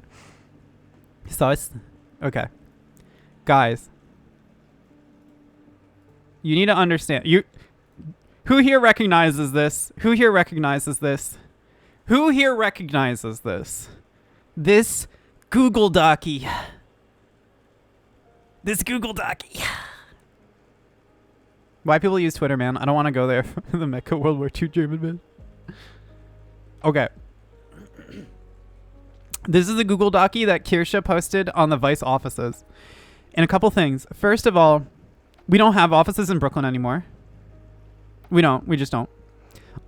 So when she posted it, well, first of all, I let my editor know, and then Savage Ventures heard. And that actually was probably a major mistake on my part, because Kirsha didn't know what Savage Ventures was probably until today. And if you're watching this, hi Kirsha. And secondly, they're like a Nashville-based company that is so offline. They don't give a fuck. They just give a fuck about money. So, first of all, I tell my editor, and we have the whole conversation that leads to, legal says we got to pull the articles, which is something I've never heard in my life, despite having multiple conversations with legal across newsrooms for articles that had mild controversy. But second, I woke up the next morning and I was like, oh, fuck. No one's going to pick up that Google Docky, and I don't know what's in it. What if it's an actual lawsuit? What if it has all of our legal names? Hey, thank you for the follow. What if it has all of our legal names? What if it's a lawsuit? What if there's legal documents in there? What if I need to respond to something? What if there's a request for discovery or something? I don't know. I have to pick this up. I have to pick up this document. I need to figure out what's in there. I gotta grab it. Cause what if some random I don't know, what if some random VTuber guy is I'm gonna go to the Vice offices because I know they don't exist, and I snag the document. So I'm like, fuck, I gotta grab the Kirsha Google Docky. I get there and I'm so nervous. I have no idea. Is this a setup? Am I gonna get confronted? Well, I'm just wearing sweatpants, and I see this chilling there, and I'm like, bro, no way. This is things that happen on the internet shouldn't happen in real life. I'm like, bro, the internet's not real. How is this a real thing that exists in the world? Oh man. So I snag it as demonstrated here. I snag that fucker. Took pictures, sent it to some of my VTuber friends being like, yo, guess what I got? And so I'm walking around making sure no one's trying to follow me to confront me for some sort of YouTube clicks or something. And I lean in this corner in Williamsburg and start opening up, and I'm like, what the fuck's in here? I really hope it's not anything serious. I open it up, and Kirsha's V-Roid is staring me right in the face, and I'm like, oh god, it's the Google Docky.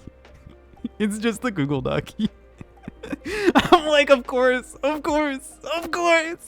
I came all the way here for the Google Docky that no one at my boss's company would pick up because no one cares, and they didn't know about any of this until I made the mistake of telling them.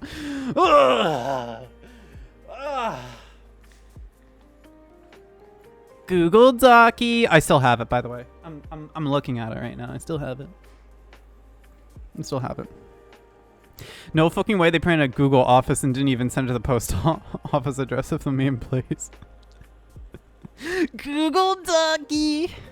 Someone has to suffer, might as well be you. I was put on this planet to suffer for the tubas. Oh, man. April 1st, 2025. I should consider writing about Vialore. July 20th, 2025. I am no longer writing with Vice. Oh, man. It was the right thing to do. It's just really funny. I would just sat there and I was like, my life's a joke. Like, I was in the bodega when I came home shopping and I had to carry around this Google Doc, and I was just like, things that happen on the internet shouldn't appear in real life. If it's like the equivalent of like if I pulled out like my OBS window and started carrying it around in real life. It's just not this is not real. These are just things that happen with funny people on the other side of the internet. This is not real life. I am actually holding on to it though, because I expect eventually some collector or like a museum or something is gonna just want information about this, because it's just a fascinating part of internet history at this part. So I'm holding on to it. I'm not gonna toss it or anything. No one at Savage Ventures or anyone's asked for it, so I'm just gonna hold on to it. And if like someone wants to run an exhibit with it one day in a museum or something, I'll just give it to them. So why was the article even sent again? Wasn't it just an internet thing? Yeah, it's just like someone that Kirsten knew like put a cease and desist letter on the old abandoned Vice offices. Google Ducky. Flint and Steel. So yeah. If this exists in real life, China should too. That's what I've been saying, Sparky. You best start believing in the internet, young miss. You're on one. Pushing it in heart-shaped shelf written in a cute font. Haters. I wish I could like turn on my camera right now and show you all the ducky. This is like that one UK parliamentarian printing out a picture of trans memes. Yeah, this is my version of that. This is my version of that. God, I feel like the past 3 months of my life have just been like, it's just like every time I'm like, this week will be normal, something bizarre happens to me. Anna, since we are joking, can I make a joke on the stream title now? It's about Pull Out, isn't it? Slasher, I hardly know her. That's such a funny title. Thanks for the follow. Have you thought about doing a Substack or just something you can self-publish, or is that something you can't do? I have. I would have to look into, like, quite frankly, like whether it's profitable compared to VTubing and ASMR and stuff. I'm going to be a giantess, so I'm big on the internet. Monkey's paw curls. Actually true. Actually true. Let me actually pull up the original intro article. And with all of the ads, because it's so embarrassing. General Marty, thank you for the follow. It's so embarrassing, guys. This is the original article I published when I started. I was like, Dwayne, can we do this? Uh-oh, Waypoint hired a Giannis VTuber. Stomp, stomp, stomp.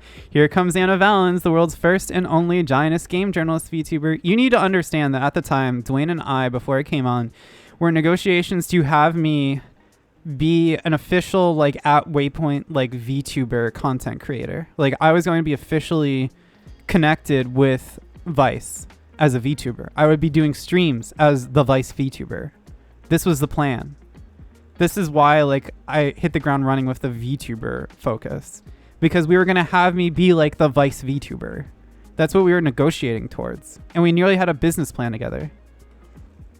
Like, this was even discussed with Savage Ventures. Boom, boom, boom. Can you hear my massive feet pulverizing the ground below? Whoops, wrong job. Sorry, how embarrassing. Let's start again. My name is Anna Valens. You may remember me from such articles as Steam's best-selling big-budget porn game has got nothing on these queer games, and heel slits are challenging gaming to make room for queer, kinky self-discovery. Somewhere along the way, I became a giantess VTuber, and now I'm your latest contributor for Waypoint. Yippee! Then I wrote this already about... Okay. I'll read it again. Oh, I gotta have the ads on for the full experience. You gotta eat people advice. Yeah, true. Okay, I have the ads on for the full experience. Back in the 2010s and early 2020s, I carved out a niche in the games journalism industry by covering adult games. At the time, breaking into the mainstream press was impossible for NSFW creators. Many queer indie devs received their only shot at press coverage thanks to my work, but I had to stop eventually. Games journalism was melted away by SEO, Google algorithms, and white dudes in suits Flooding prestige websites with ads. Ads from advertisers that don't want to appear next to articles about lesbian sexuality or queer censorship because it's controversial, quote unquote, because it's quote unquote too political. And so it seemed like my days as a professional games journalist had come to a close. Until now, I'm back, baby, and I'm going to be very gay, lewd, and outspoken here. What can you expect from the first VTuber game journalist? In my mid-20s, I was writing about Overwatch, heel sluts, and VR anime porn from the outside looking in. Then I became something of a slut myself. When I left my editorial strategist job in 2024, I started creating content as a full-time VTuber for Focus on ASMR. I became a quote-unquote lewd-tuber or an adult VTuber. I stream every week on Twitch, devouring my fans and talking about how delicious they feel wiggling in my stomach. My ASMR content stars me in various roles, from Giantess Goddess to Monster Girl's Force Feminizer, seducing nerdy girls and showing them the magical world of yandere Futanari breeding kink. My brand can best be described as quote-unquote lesbian Futanari giantess succubus, 4 words you will never find in the Bible. In other words, I am fully immersed in the world of online adult content as a sex worker catering to a nerdy queer crowd. Gamers, it turns out, are down bad for a lot of crazy shit. And here at Waypoint, I will tell you all about that crazy shit. Waypoint has generously given me the creative freedom to cover the gaming industry as I see fit and all its strange nooks and crannies. Together, you and I will plunder every crevice and every curve until there is no queer, body, and bizarre topic left for us to discuss. Whether that's RimWorld, Vormods, or Steam banning visual novels. I'm here to report on it, bro! It's right in the intro post!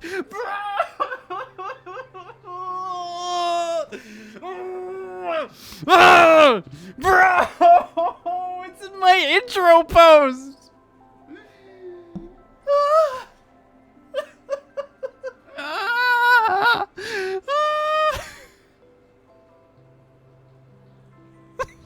This did not age well at all! Oh my god. Surely you are using hyperbole, Anna.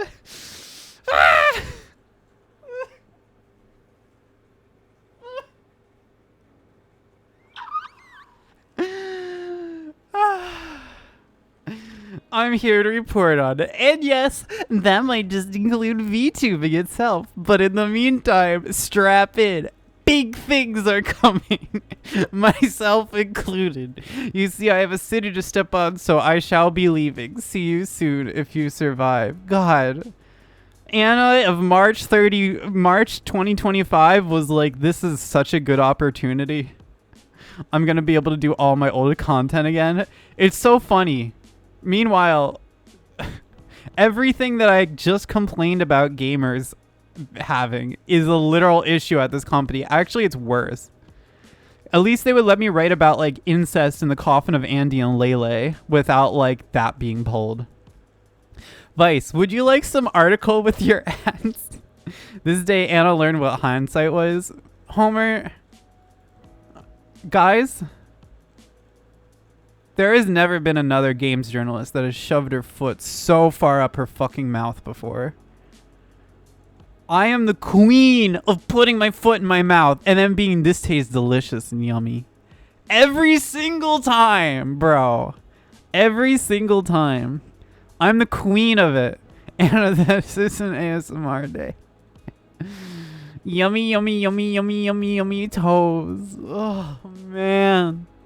You were the first one to do it literally and figuratively. Real. I have like fatal terminal foot and mouth disease. Fatal. Can we get a counter for number of times that happens? We do need a foot and mouth counter. Clip me on it, dude. I am the queen of putting my foot right up into my mouth. It's a problem. I would say I'm like the Natalie Wynn, the ContraPoints of transgender games journalists, but I'm not I'm not putting out whatever she just put out like a week ago. That shit was crazy. What does putting feet in your mouth mean? It means like basically like saying something that makes like a fool or embarrasses you without like meaning to. That's essentially the sus counter. Day since the last incident, 0. I think the problem is that you like the taste of your feet. That's sussy to say. What the? The Israel thing, that was some doomer type shit. That was crazy. She did not need to open her mouth. Since you mentioned your ASMR work, let me take this chance to say that your audio of the Yandere best friend confessing is one of my all-time favorite works of audio entertainment. Thank you. I will talk a little bit about my future and what comes next, too. Time since the last incident, 2 minutes. Just want to say I'm proud of what you've done with your life so far. You stand up for what you believe and choose to fight for it. That is commendable. Thank you, Crossman. I appreciate that. I don't think anyone should have the misfortune of being compared to 2025 Contra. So true. Sorry, I didn't mean to scream the mic. God, dude, it's just I can't believe that this is like what has happened. It's just nuts. I can't. Like I'm checking. I'm literally checking like Blue Sky right now. God, it's going viral in like other languages. 1.3k likes on Blue Sky alone. Utter embarrassment on Vice's part. No integrity at all. It's fucking wild, dude. I just... the people are talking about it in like other languages. It's crazy. This is like... it's so cooked. It's so cooked. It's so cooked. I gotta stand up for what I believe in.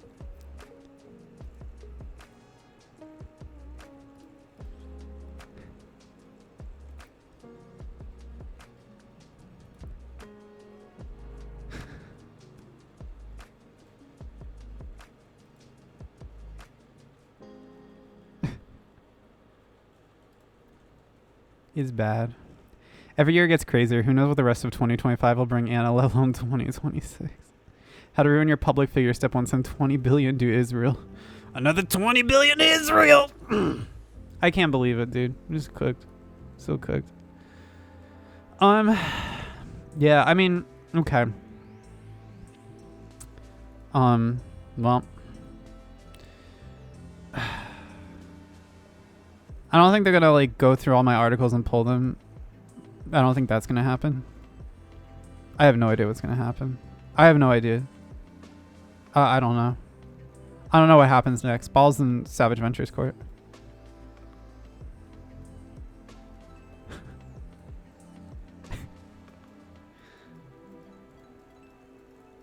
This is way bigger than the Kirsha stuff. Because this is... Okay. The Kirsha stuff was pretty big, but it was most important to people who cared about, like, you know, the world of VTubing, digital content creation. This, though, you have to understand the Collective Shout was disliked across the political spectrum and is seen as successful censors. And everyone knows that this is not the first time that, you know, I've been censored. So it's crazy. It's crazy. Like, there is basically like a, for lack of a better term, bipartisan agreement. Bipartisan agreement that there's a bipartisan agreement that what happened with Collective Shout is awful. That Collective Shout is an awful, awful, awful, awful thing. What they're doing is wrong. Everyone believes that. Everyone believes that. And Vice pulling these articles. Hey, Ember Talks, why did they take down your article? Okay. TLDR, can't wait for gaming to become entirely sterilized again. Okay. Let me pull up the archived articles. I know a lot of folks, and because I'm sort of like looping back around to talk about it in the aggregate, let me actually do like a little like, hey, for those of you that are just joining in, this is what's going on. One sec. Let me pull them up. Thank you for pinning Gossaf Girl. Thank you, Homer, for finding the articles. So basically what happened is our article is safe, Ember. They didn't take ours down. But my two articles that were looking into Collective Shout, this one and this one, were both pulled from Vice by Savage Ventures, the owners of Vice, because they felt the articles were essentially too controversial.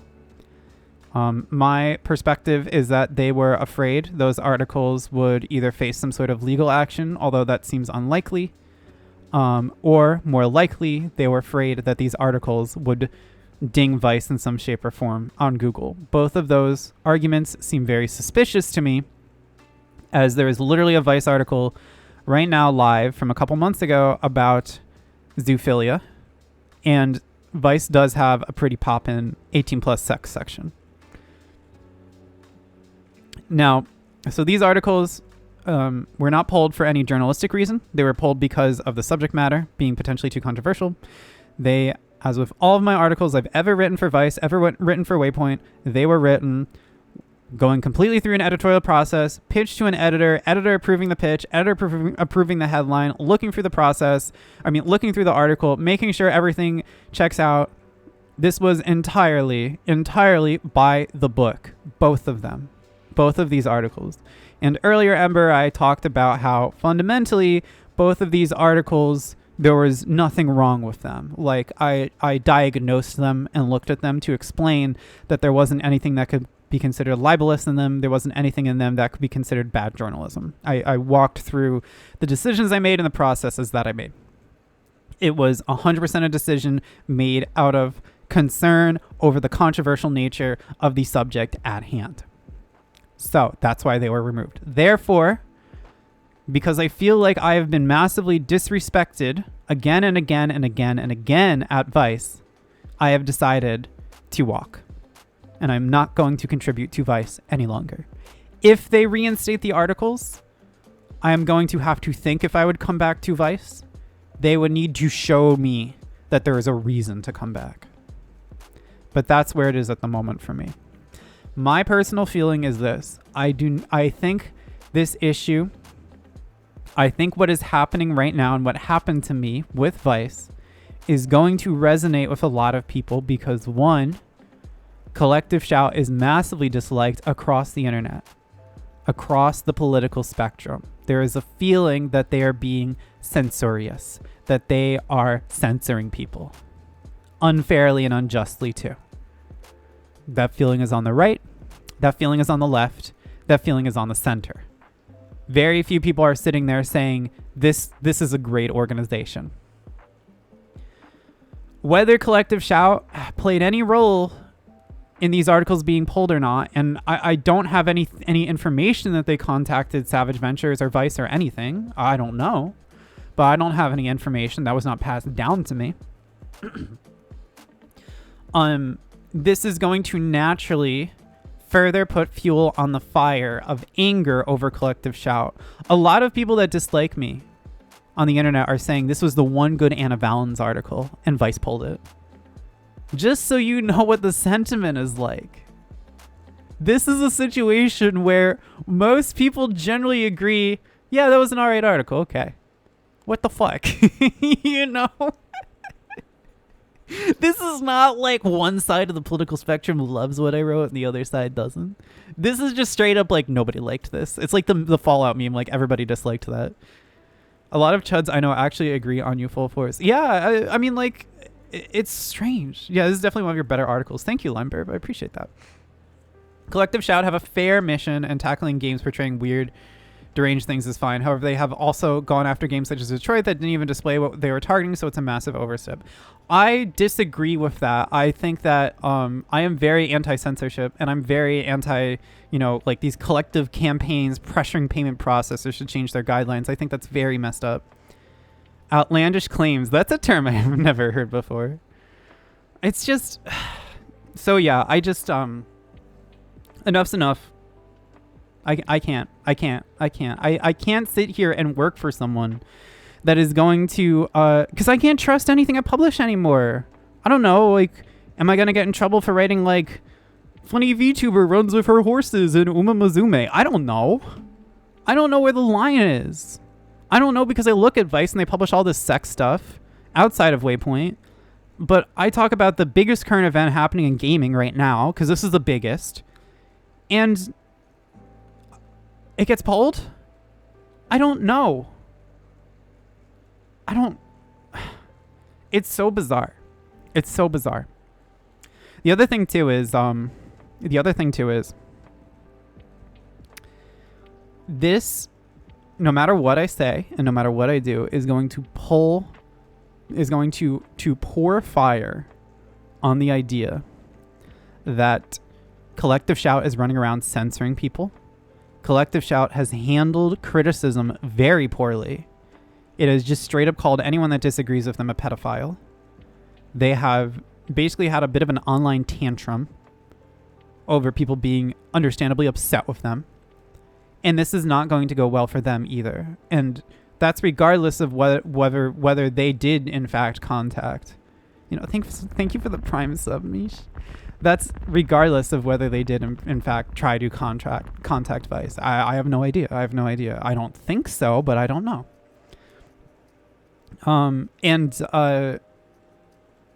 This is just going to spiral way out of control. It's exactly going to spiral way out of control. This is way bigger than anything with the Kirsche stuff, okay? Because this is about issues of journalistic free speech. This is about issues of whether you can be a games journalist right now. Whether that isn't literally a field. Thank you, Trastia Scowl, for the Prime sub. It's a question of the internet becoming more censorious. It's a question of Google becoming more censorious. These are all issues that have been floating around in the media landscape for a while. And I can't even control what happens next, Vice, I had to put out a statement because this was now, thank you for the follow, by the way. This was going to be a conversation publicly had no matter what I did, because people were clicking on this article. It was shared all over the place. It was shared all over Reddit. And people were going to ask, what the fuck's going on? What the fuck is going on? I can't access this article. So I had to say something anyway. And it's everything around this is just a clusterfuck. And I can't in good faith sit there and be like, yeah, love this company paying me $30 to write this. Payment processors would never have allowed this to go unchecked, so not surprised Valve rolled over and accepted it. TLDR, it's Jover. I mean, Steam is the biggest game distributor. If they are affected, hundreds of thousands could be affected. Exactly. And we've seen hundreds of thousands affected. We've seen it because payment processors have really been, affecting DL Site, Pixiv, Cuddly Octopus. It's been happening. Crazy. Crazy. Thank you for the follow, Mewy Abby. Appreciate it. Hey, Kale, Love Game paid $30 to do actual work and then having it torn down by pubs. More common than you would think. Kale, do you want to hop in a VC and talk about this? Because you have a lot of games journalist experience. And I think your insight would be really key here, actually, if you're open to chatting. I think you would have a lot of good things to say here. Mommy Anna, to ask a serious question. What would be the best way currently for your lovely followers to support you, since money is gonna be tight and I need my Slim Jims for real? Hell yeah, Kale. Thank you. Love you. We'll get you on. I want to keep this conversation going a bit. I love when a handful of bitter 40-something swerfs and turfs from the same island get to decide who gets to make art. Yeah, so I'll start this conversation now before we come back to Kale when he comes on. I don't know. So let me tell you guys what the plan is right now, so you guys know. My plan is, when I made this decision to leave, I made it with the understanding that I already had started the process of shopping around the VTuber beat that I was doing at Vice to other outlets. So I will be looking for other outlets to write about VTubers with. I don't know where I'll land. I don't know where I'll end up. I do think taking the stand here and saying I'm done might speed up the process of moving to somewhere else with everything I've been doing. And I think I might have more editorial resources to do better reporting. I think that some of the reporting I'm proud of a lot of the reporting I've done at Vice, but I don't think I had enough editorial resources to do my best work there.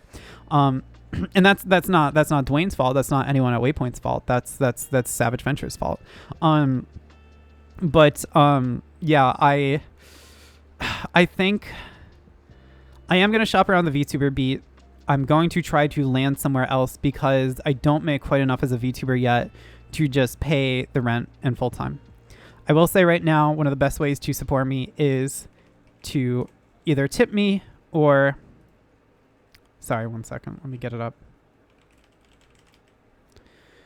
to go through my coffee. Both of those are really good. Huh. Is tip not working? Tip. That's strange. Why is it not working? Huh.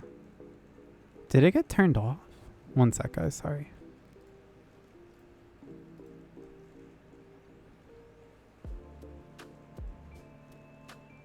Backend broke? It's possible. Okay, one sec. Stream. Is there can we also, these two things I'm gonna post, can we get them pinned 2 mods? Okay. Maybe because I need to re-verify with Streamlabs. One sec. Popped up for me. Huh. Didn't for me. That's strange. Works here? Did the Discord link pop up? It didn't for me. Let me try again. Whoops. Tipo is not the right one. I don't know. That's strange.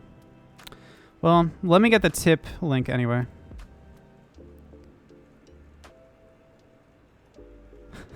Tip.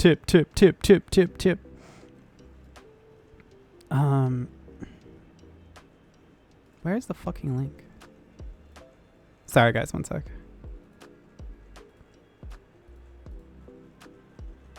No tip. Just the tip. Oh, maybe I have to go through Stream Elements. Sorry guys, one sec. Coffee is a good way. Tips a good way when we get that working.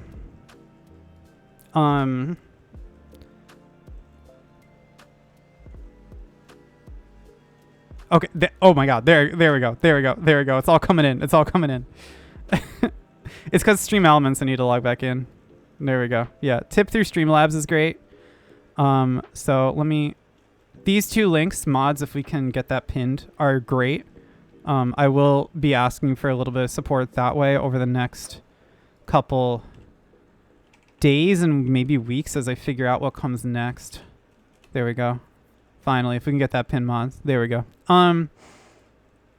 Because I will need, unfortunately, a certain level of like, you know, I'm unfortunately I needed to make another like $400-$500 this month to pay rent from Vice. So this is, we're about to break 100. That's crazy. I needed to make a little bit more money than I actually did. So it's a little unfortunate for me right now. This is not the best circumstance to leave, but I made this decision because I had to, not because I wanted to, or like I needed to. We're about to hit, are subs bad? No, subs are not bad. It's just I don't get as much of a cut, but subs are massively appreciated. They are still really good. Best sites I tune to for gaming news articles are Polygon and The Verge. Polygon, unfortunately, was just bought by Valnet, so they are also facing some massive issues. But yeah, I'm going to be shopping around the VTuber beat, seeing who wants to take it. I'll be looking around. I don't know where. But there's some possibilities there. Other than that, I mean, I don't know. I might try to... I've been wanting to go back to more actively creating ASMR, VTubing on a schedule. So I might try to really kind of go hard on VTubing. I need to take a couple days to think about it, though. I don't want to run into anything like I did the last time I left a job. But it's very possible that I'll be spending the next couple of weeks just going hard on creating ASMR content, VTubing, being a full-time VTuber, seeing if like I can really float it into, you know, turning it into more of a full-paying job. I have to think about some things. I do. I have to think about some things after the initial kind of wave has blown over. Yeah, Polygon's been gutted. Maybe you can also look into for some progressive newspapers or channels. I am considering going like the Rima, Alara, and like kind of route, and just being like a news tuber, Alyssa Mercante route as well, and just like tubing about the news. If you like that, type 1, actually. If you want me to just do like live games journalism news. Might say you need to do the podcast circle right now to get name out and also talking. 1. Because, I mean, it's possible that I just do daily news or do news streams. Like, we just stream for like 8 hours a day, you know. Don't let Vor distract you. you. Thank you, Mewy Abby. I appreciate the 30. Don't let 4 distract you. When I think it's a big strength of yours. Thank you, Ember. I appreciate that. I could balance it too. You know, I can do the news streams and then also the ASMR. Vagina stuff. You know. VTuber Hassan might be a cool alternative. My best advice is you gotta be more casual than before since this is Twitch. LOL. Appreciate you, Havona. Havona. I appreciate you. I appreciate you. Alright, there's some interest. If you do news streams, save them, edit them, and slap them on YouTube. My YouTube's banned. I got banned on YouTube, and YouTube will not get back to me. That's the only thing. Maybe I can find someone who's not me to run a YouTube channel for me. But I see there's interest. And I can always multi-stream it on Twitter and stuff. We'll figure it out. We'll figure it out. I don't know. Maybe I can find an agency or group that wants to do it for me. More like a group. Like how you're like no to Dwayne on making VTuber news org, gonna make a new VTuber news org. I forget if I told everyone, but Dwayne, after I published my NewsTuber piece, was like, you should really do a NewsTuber agency. And I was like, I really don't want to. But who knows? Thank you, Shintaku, for the Prime sub. Yeah, the whole co-host of another channel is a legit thing. I might just ask someone if they want to be like my point person running a YouTube for me. That might just be the future I have to do. Because I have had some clippers too, and some VOD scrubbers. There's someone I know that I'd love to commission, but I just don't know if he wants to like have that public professional connection to me. Thanks for the follow, Shintaku. I appreciate it. I don't know if he wants to have like a public professional connection to me because I am controversial some parts of VTubing, so there's that. Just all your advice. I hope everything is okay. Thank you. I'm not banned and I do like clipping you, just saying. Okay. Maybe we can make something work, Homer. Maybe we can make something work. Perhaps we can. Hoo, hoo, hoo.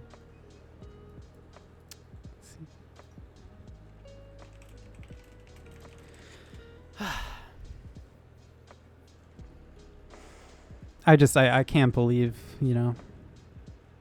I can't believe it. I can't believe it.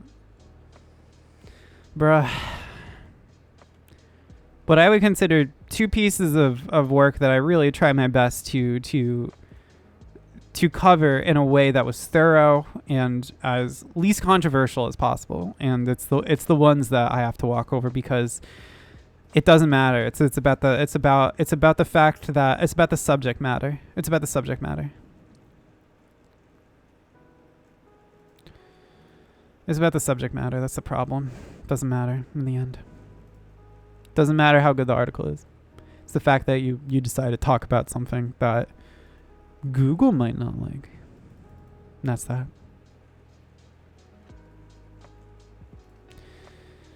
And that's that.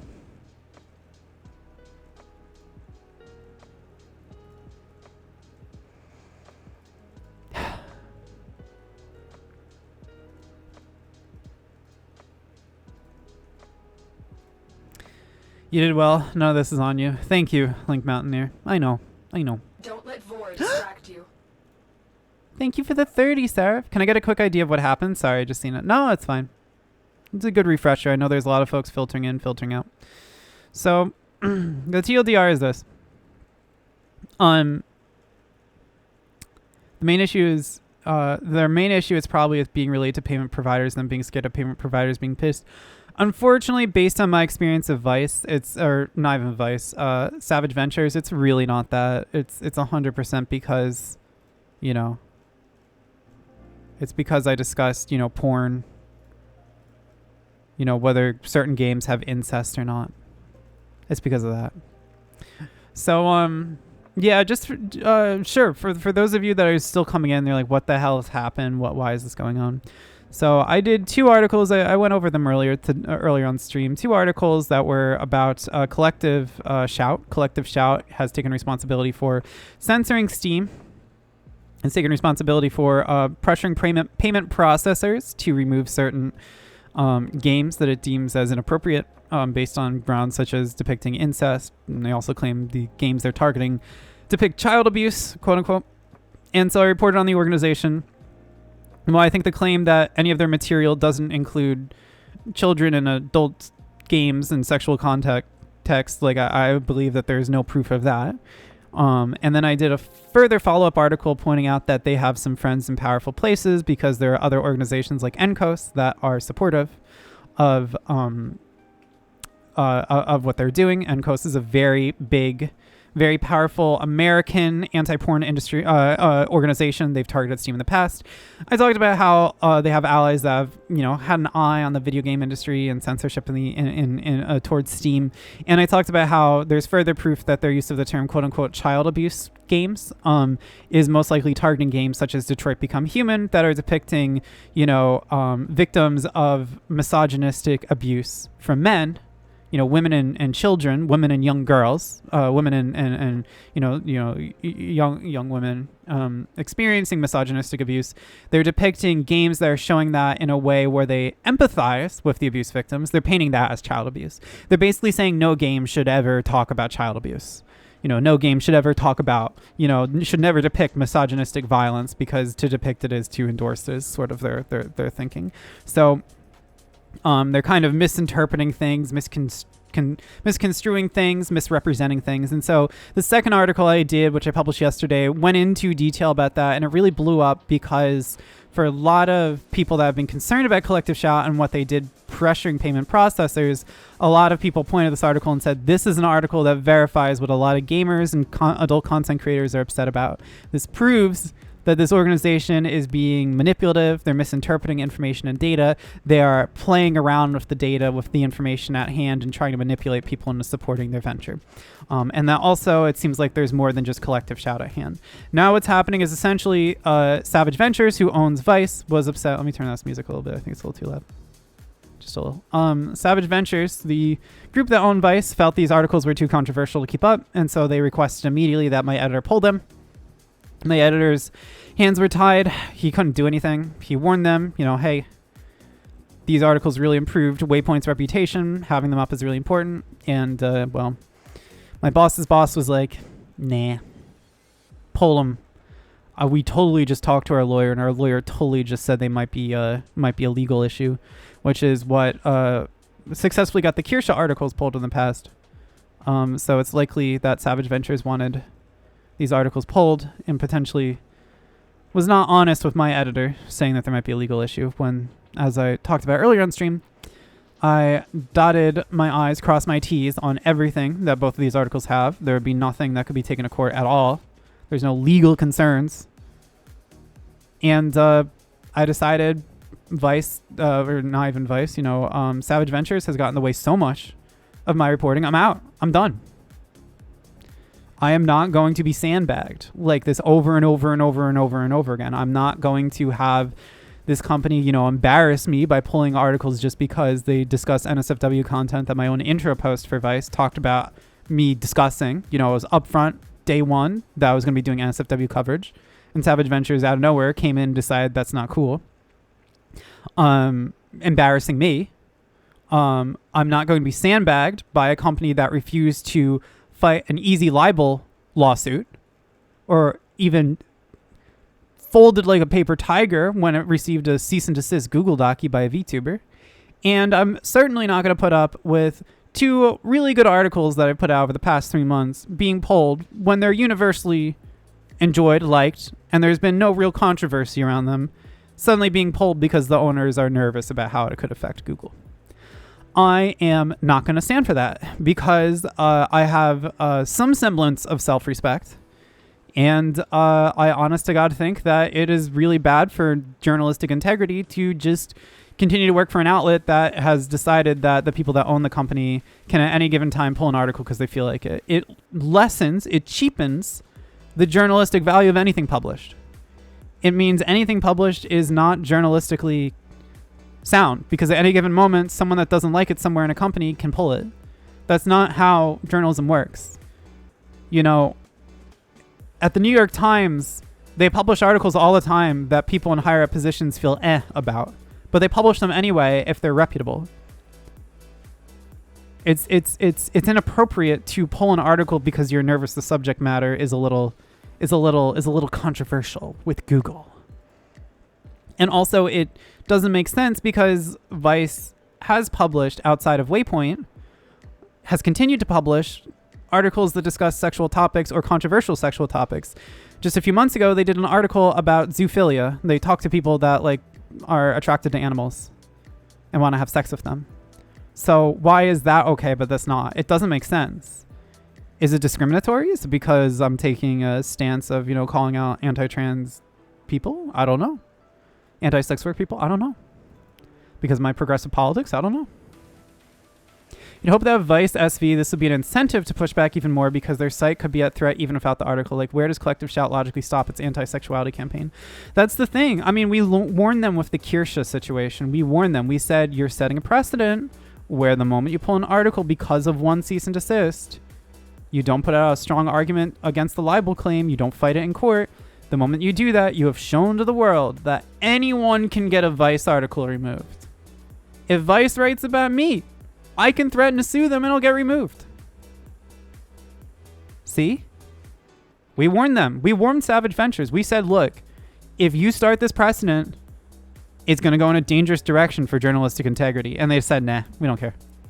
But it's a legal issue. Yeah, a legal issue you can win. That with ease. Yeah, I'm not saying that the zoophilia article should or shouldn't be up. I have no opinion on that. I haven't read it. I'm saying that it's hypocritical. This one gets pulled, that one stays. It's either both or neither. Awful that they threw you under the bus yet again. Yeah, at some point, good to see you, by the way, Nessie Nep. At some point, I got to stand up and say, enough throwing me under the bus. Anna is strong. I am strong. Even conservative VTubers liked your articles. Yeah, there were certain points where you would have conservative VTubers say, okay, this one was all right. This one was late, you know? Because a lot of the right-wing VTubers and myself do have a shared common enemy here, which is the censorship of adult content and content. A lot of right-wing VTubers are anti-censorship, and I am anti-censorship. Yes, I know I've criticized things like lolicon, some of my, past work and stuff like that, but that's the exception to the rule for me. And it's also something I haven't come back to because I want to look into more research on like how therapists and how therapists and psychologists feel about that issue. Could have been because the group would have targeted Vice. I really doubt it because of the long history of Savage Ventures pulling my various articles. They nearly pulled my Pippa article. We had to fight really hard to keep that one up. Specifically, if that article, it was not because of anything to do with any VTuber stuff. It was very specifically because they were nervous that the discussion of, far-right politics and Nazism in the Pippa article about the person with Pipkin Pippa scrolled on a shotgun and with the Kirsha profile picture, they were very nervous that the political content discussed would be too, quote-unquote, R-rated for Google Discover. So they actually nearly pulled that article as well. We got very lucky that article didn't get pulled. And what ended up happening was, I talked with my editor, Dwayne, and we said, look, let's make a compromise. No more political VTubing stories, but that one does stay up. Because if that one went out, it would have caused a Streisand effect where everyone thought that Pippa or FaZe sued us or something like that. And it would have been a clusterfuck and further destroyed my reputation because Vice keeps sandbagging me, or Savage Ventures keeps sandbagging me. Now, I'm not saying that everyone here needs to like it or agree with the Pippa article. I know it's very controversial. I know a lot of people don't like it. I respect that. But the reason why it was potentially going to be pulled was solely the question of Google. It was solely the question of whether Google would like that article or not. So, there you go. This has been an ongoing issue. You fucking get dinged once. No, this article might not get SEO traffic. This is bigger than MasterCard at this point.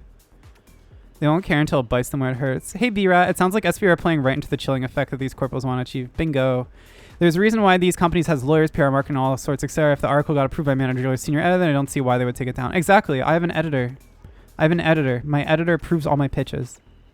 But Anna, you have a being thrown under the bus fetish. They really don't like you. I feel there's going to be a civil war in right-wing VTube, pro-goon versus anti-goon right-wingers. I think so. News can be political. Wild, yeah, right? Oh, yikes. Glad you fought and won on that one. If they pulled the Pippa article, it would have been a nightmare because people would have thought that FaZe Connect sent us a cease and desist, or that Pippa did. And I don't think FaZe Connect or Pippa cares about anything I write about.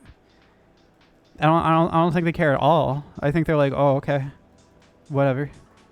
Glad you fought in one on that one. They were scared about talking about Nazis. Like, do they know the website they own? I know, it's crazy. Didn't one of the original Vice founders end up as a fascist? Peppa the Pig. No, Pippa. Pipkin Pippa. Ready whenever. Oh, Kale's here. Okay.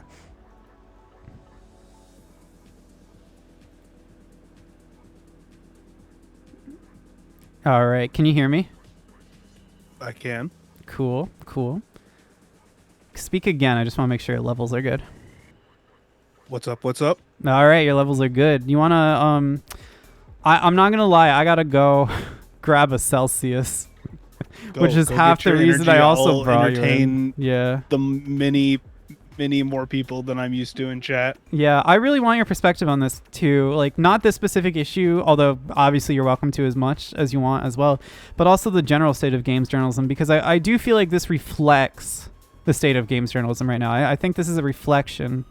For those of you that don't know, Kale is a longtime games journalist as well, as one of my mods here, and as a good friend. And Kale, good friend of me and Ember's, and has been a phenomenal reporter at Esports for a number of years until somewhat recently, and is still trying to make it work in games journalism, but really kind of sucks ass right now to be a games journalist at all.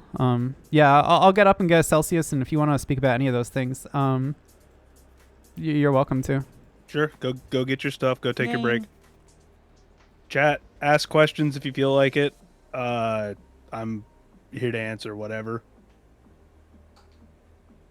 Oh, well, Anna is taking a much-needed energy break. I'm sure she's already had a Celsius today, knowing her. But yeah, this sucks ass, journalistically, just like in general. This is like the worst thing that as a fellow journalist you can see happen, because you know it's not going to be the last time it does. Especially with like a topic that feels like it fits Vice. Getting it taken down like this just shows cowardice by upper management, not wanting to cover, not wanting to just not wanting to like stick to your guns and like support your writers. And they've already shown they wouldn't with a couple of on his other pieces, so just feels like I mean, no one's going to be able to take Vice seriously when it comes to anything of actual journalistic integrity.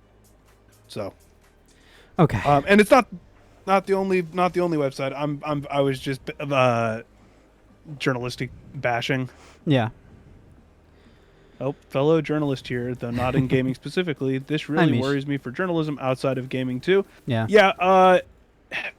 In gaming, it's like gaming's in a weird spot because it's like in the crossroads of a bunch of different subsects of like established journalism. Yeah. So like entertainment journalism, obviously you still have the news side of things. You have like business stuff. It just feels like it feels like gaming gets hit by all the negatives of each of those different spaces without getting a lot of the benefits. Yeah. And seeing something like Vice take this article down, or anytime an article is taken down, or anytime an article gets denied, even because a lot of the stuff you guys don't see or hear about because journalists don't typically talk about, like when their pitches get denied, is like a lot of people want to cover things, but then stuff just gets like pulled, like stuff just gets pulled from discussions internally. Feels like you're not going to get, like, a lot of people just don't get to speak on things because their publication or a publication doesn't want to cover things. And especially now where we're sitting at with 100 plus like established and like really good games journalists without like a full-time gig or without a consistent spot to freelance with any kind of freedom, there's nothing that we can do to like push things through. It feels like there's less space to talk about hard things because there's so many voices that had established places even like 4 years ago that don't have a spot to talk. Yeah. So a lot of times Kayla and I talk about, when we get together and chat about the industry. I think we were just in like Ember server the other day chatting a little bit about this. It feels like no one is able to do investigative reporting anymore. You know, when stuff has happened, like the Kirsha article, for example, I chatted with Aftermath. I was like, here's something that's going on if you want to cover it. And they told me that they are just basically too busy doing the stories that they were in order to cover it. And I think that reflects a lot on where the state of the industry is. If Aftermath couldn't cover something like that because they have a lot going on and it's about like their own kind of, you know, hometown, their own like kind of bread and butter issues of, you know, what's going on inside baseball, you know, it's because there's a lot going on that it falls on their shoulders to cover because no one else can right now. I think the same issue of Bloomberg, right? I think everyone wants to see like Jason Schreier and Cecilia D'Anastasio cover everything because they know that they're one of the, outlets left that actually can cover that stuff, that there's nothing else left out there that can sit down, you know, maybe say for like, well, like Rebecca at IGN, like there's really not a lot of folks out there right now that actually can sit down and do, you know, hard news coverage and games journalism. Everything has been smoothed over. It's all smooth brain. And now if you want to be a games journalist in news media, you're either writing SEO guides that are often just simply because you don't have the editorial resources to do it, not going to be as strong as a YouTuber doing the exact same thing, or you're kind of stuck basically writing puff piece PR stuff and previews and reviews for like 15, 20, 30 bucks, $10. It's really bad right now. And I think that like what's happening here is kind of more of a reflection of like, I think what happened to me is like more a reflection of the fact that like games journalism as a space that does reporting, that does actual news reporting, that's going away. Like the things that are left are the exceptions now. They're the exceptions to the rule, the Aftermaths, the Bloombergs. You know? Mish, to your point of like independent stuff, I've had this, Anna and I have had this discussion I don't know how many times, even when back like a lot of people had talked about this, and because it's not a new trend. Independent journalism is, especially in the gaming space, is the same thing as and this is to bring it back to like Anna's other sector of like transmedia and like not what's the culture called? It's like when people are like stuff. Yeah, or not no, when people are like sharing like each other's like GoFundMe's and stuff, there's like a specific term for it. Yeah, the term escapes me, but I know exactly what you mean. Yeah, so there's like a specific term for it, but it's almost like everybody in the space, and this is something that's said a lot in queer spaces, is passing around the same $20. Yeah. There is not enough room right now for independent games media in terms of like publications or stuff like that to be supported in a way that will make it financially viable for basically anybody. So we talked about Aftermath already, and 404 is outside of that purview because they do a bunch of like other coverage and stuff, so they might have backing from other spaces and other areas. But if you're talking about gaming specifically, or Anna doing like not safe for work stuff, the backing you need to even support yourself fully, that means you need enough for like back-end support in terms of websites and infrastructure. You need like you obviously need to give yourself like a livable salary, a livable wage. Since you're going to be doing it freelance for the most part, unless you do like LLC stuff, you need to be able to afford your own. Like you have to do health insurance. You have to do. You have to take into account like freelance taxes and stuff. Yeah, mutual aid. That's what the term is. Like for games media. So VGC is probably one of the biggest ones in terms of independent games media. They have a team of like 4 full-time people, and even then, and they're like super supported, super well respected. They're on like every major board of like recommendation when it comes to like game awards. Like any European games like media stuff where they're like giving out awards or voting on things. They're all that. They are still asking for support because they, even with that team and the freelancers that they use or the contributors that they have, are still not like fully sustainable without ads. The same thing happens with Aftermath. Aftermath, not everybody there affords they can't do just that full time. Like some of them still freelance elsewhere. Maybe they can do that full time, but they do something else. Man, it's a lot of that. There's not enough room in the space outside of content creation to have that supported. But content creation journalism and written journalism are very different in how you have to approach them. Yeah. You can still cover the same things. You can still have the same principles, and a lot of like the really good like former journalists that do content now do keep those like same principles and stuff. But okay, let's see. It would take ages to build the publication, but is it not worthwhile getting started? Invested in the backend platform for using. There's a lot of potential. I mean, it's always worth trying, but like a lot of us have like our own like side blogs and stuff. But the issue is that means that essentially means, hey, you don't get paid to do the thing, so you have to find work elsewhere to supplement your work that you're doing on the side while you're getting that started up. Like I right now I'm a full-time freelance, I say full-time quote unquote like games journalist still, and I barely make enough to like I pay my bills and I have a little bit extra left over. Like, and that's me being like 10 years in the industry working on shit and having connections, but there's just not enough places that unless you're pitching the things that they want to hear, you're not getting that stuff. You're not getting the access. But so like, yes, starting the platform now would be the move. But if you're starting a publication, I mean, you have to take into account like everything that goes into that without the support. Yeah. Like that's a perpetual problem for all freelance journalists. Yeah. Yeah. Huh. Yeah. I get you, Mish. It's just that the idea of like starting, a publication from scratch and then being like, this is what we're going to try and do. We're going to try and get the support from the ground up. It's very hard. Especially in like in SFW spaces, it might be different depending on like what happens. Cause Anna's obviously doing her stuff on the side with like streaming and like, and her ASMR and everything. So like that can also play into like what she offers as her own like platform, as her own publication. But for most people, it's just not viable to even think about starting your own publication because there's no road to recouping the cost unless you have a following already. If you don't have a following, it's essentially cooked.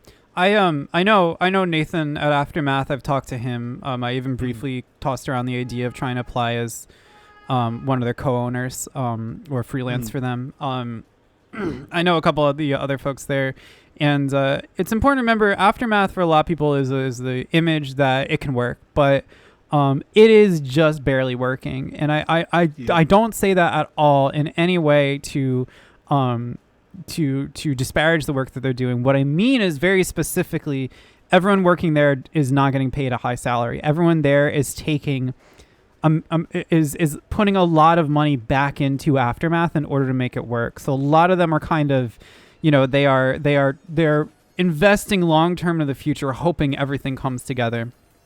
They are not being paid a lot of money right now. It's very hard to run an independent publication and get it off the ground. I think the best comparison for those of you that are VTubers and familiar with the VTuber world is actually what FaZe Connect does. FaZe Connect is very smart, in my opinion. Fishman sat there and was like, what I'm going to do is not be the most successful agency tomorrow. I'm going to aim for long-term growth. Now, FaZe just happened to get lucky because it snagged, a little-known rabbit VTuber named Pipkin Pippa who blew up. But the real goal of FaZe Connect was maybe to have one or two pop-off talent, but otherwise long-term growth, which is now what we're successfully seeing, right? Now we're finally starting to see some, the invaders in the quest lineup do quite well. And then there's other folks that are kind of being gradually lifted up over time through folks like Pippa getting a trickle-down effect to FaZe Connect talent, but it works the exact same way with the independent media world, right? It is a long-term process. You cannot make a lot of money right away unless you get lucky. Maybe you have a star talent that has a lot that either suddenly is very popular or just so happens to make a lot of money for you. But we traditionally haven't seen that in journalism. Popping off doesn't happen as much with these independent publications. What we do tend to see... It happens with content. It happens with content. It doesn't happen with a person. Like you get so let's say take away the fact that Anna does content creation, that she does streaming and stuff. If Anna's article popped off like it did this weekend and then was removed and she didn't have a platform like this to go speak on it, you're basically sitting there like hoping that the amount of people that would follow a single writer off of an article and then the backlash of it being taken out, like everybody sharing the fact that it's been taken down now, would then go follow her and stuff, and then that would lead to her landing a new spot at another publication. Like or starting nowadays like starting a newsletter or starting something like that. Like that's how you get momentum, is going. Yeah, exactly. Like the people that are here watching because of the backlash or because of the article itself or because of even the topic of the company and all the exploitation that's happening with payment processors. Like if that stuff all didn't lead you guys here, or if that didn't lead you to Anna wouldn't have been found. Yes. Like it all depends on,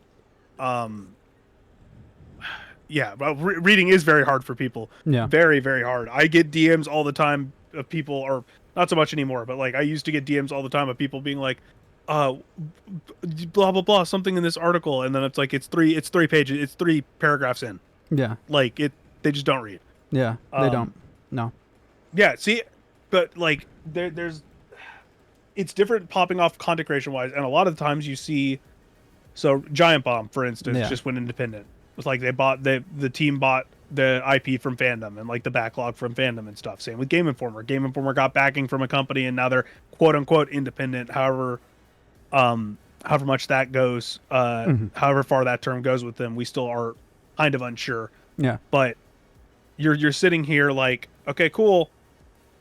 What does that mean for them independently? So like Grubb would be fine if he had to go independent again because he was a journalist before he was a content person. Yeah. But like, what about the Game Informer team? The Game Informer team completely disappeared. Yeah. For a long time after Game Informer closed. Like I'm buddies with a bunch of the Game Informer people. Like I love Alex and a lot of those guys, but like most of them were either out of the industry or like doing their own side projects and trying to get by with like stuff on the side or switch to PR, that kind of stuff. Yeah. Like journalists just don't get the same benefit of what like media personalities get, is what I'm trying to say. They really don't. Giant Bomb is going to be fine because of their video. I'm just saying that like the people that work at Giant Bomb, do you watch them because of the people or do you watch them because of the Giant Bomb name? Yeah, like outside of Grubb, like Dan and a couple of those other guys have been around so long that they'd be fine. Like they have stuff, but like a lot of people watch it because it's Giant Bomb. Yeah, exactly. Like a lot of read Game Informer because it's Game Informer. They didn't necessarily follow the individual Game Informer people when they got let go from Game Informer. Exactly. When someone gets let go from an IGN as a writer, most people don't notice. Yeah. Most people don't go follow that person. Like very few people, like Kat, when Kat got let go as their news editor, she has a newsletter now.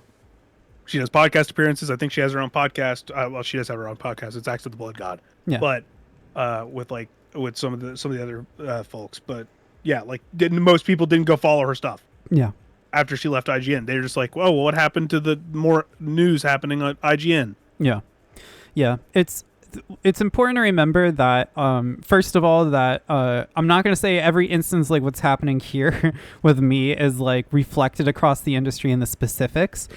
Writing for Vice, writing for Waypoint has been a very goofy system where basically like my articles will be published and edited, and then we would have ownership, Savage Ventures, come in and start getting upset about something I wrote. That's usually not entirely how it works, although it sometimes happens like that in other publications now and then. But everything is kind of asked backwards. It was at Waypoint when I was writing there, I guess up until today. But also, so like this kind of thing happening where an article goes up and then it suddenly goes down, article goes up, suddenly goes down repeatedly. To a lot of people, this whole entire thing that's happening today is catching their eye because it looks weird. It's weird. It's a weird thing to do, and it doesn't look good for Savage Ventures. But the other thing is that it's important to remember that most games journalists don't have the platform that I do. When I started doing games journalism as a serious venture where I would sit down and decide, you know, okay, I'm going to report on something that is a tough and difficult issue that I think needs to be tackled. So circa 2018, like when I first started writing about, you know, the ENCO Steam visual novel censorship issue, circa 2018. That was in a time where I sat down, I decided I'm going to tackle these difficult topics, and I'm going to build a platform tackling these topics so I can continue not to stroke my ego, not so I could make a name for myself, but so I would have a platform so I could continue to discuss these issues that I feel are important to report on. I'm going to actively build up a platform so that I can do what I think is right, which is report on these issues that not a lot of other games journalists can tackle or have the expertise to tackle or want to touch. Because at the time, you need to remember circa 2018, this is a situation where a lot of games journalists were sitting there and saying, I don't really mind if visual novels with adult characteristics are banned on Steam. It doesn't look good for the industry, you know, to have smut so close to my precious artistic video games, you know, my precious artistic indies. So at the time, I sat down and decided that I wanted to build a platform in order to report on these issues because I felt it was fundamentally important. So when stuff like this happens to me, and I can cause a big stink about it on Twitter and Blue Sky, it's important to remember, and this is kind of like what Kale was talking about, that I am the exception to the rule. And I just so happen to be lucky that I further built up a platform through VTubing. So I've kind of escaped the issues most other games journalists face, where they do kind of become names and faces that blur together, which is not fair or is not right, but is how also the industry has traditionally treated games journalists as nameless faces and nameless writers who are replaceable.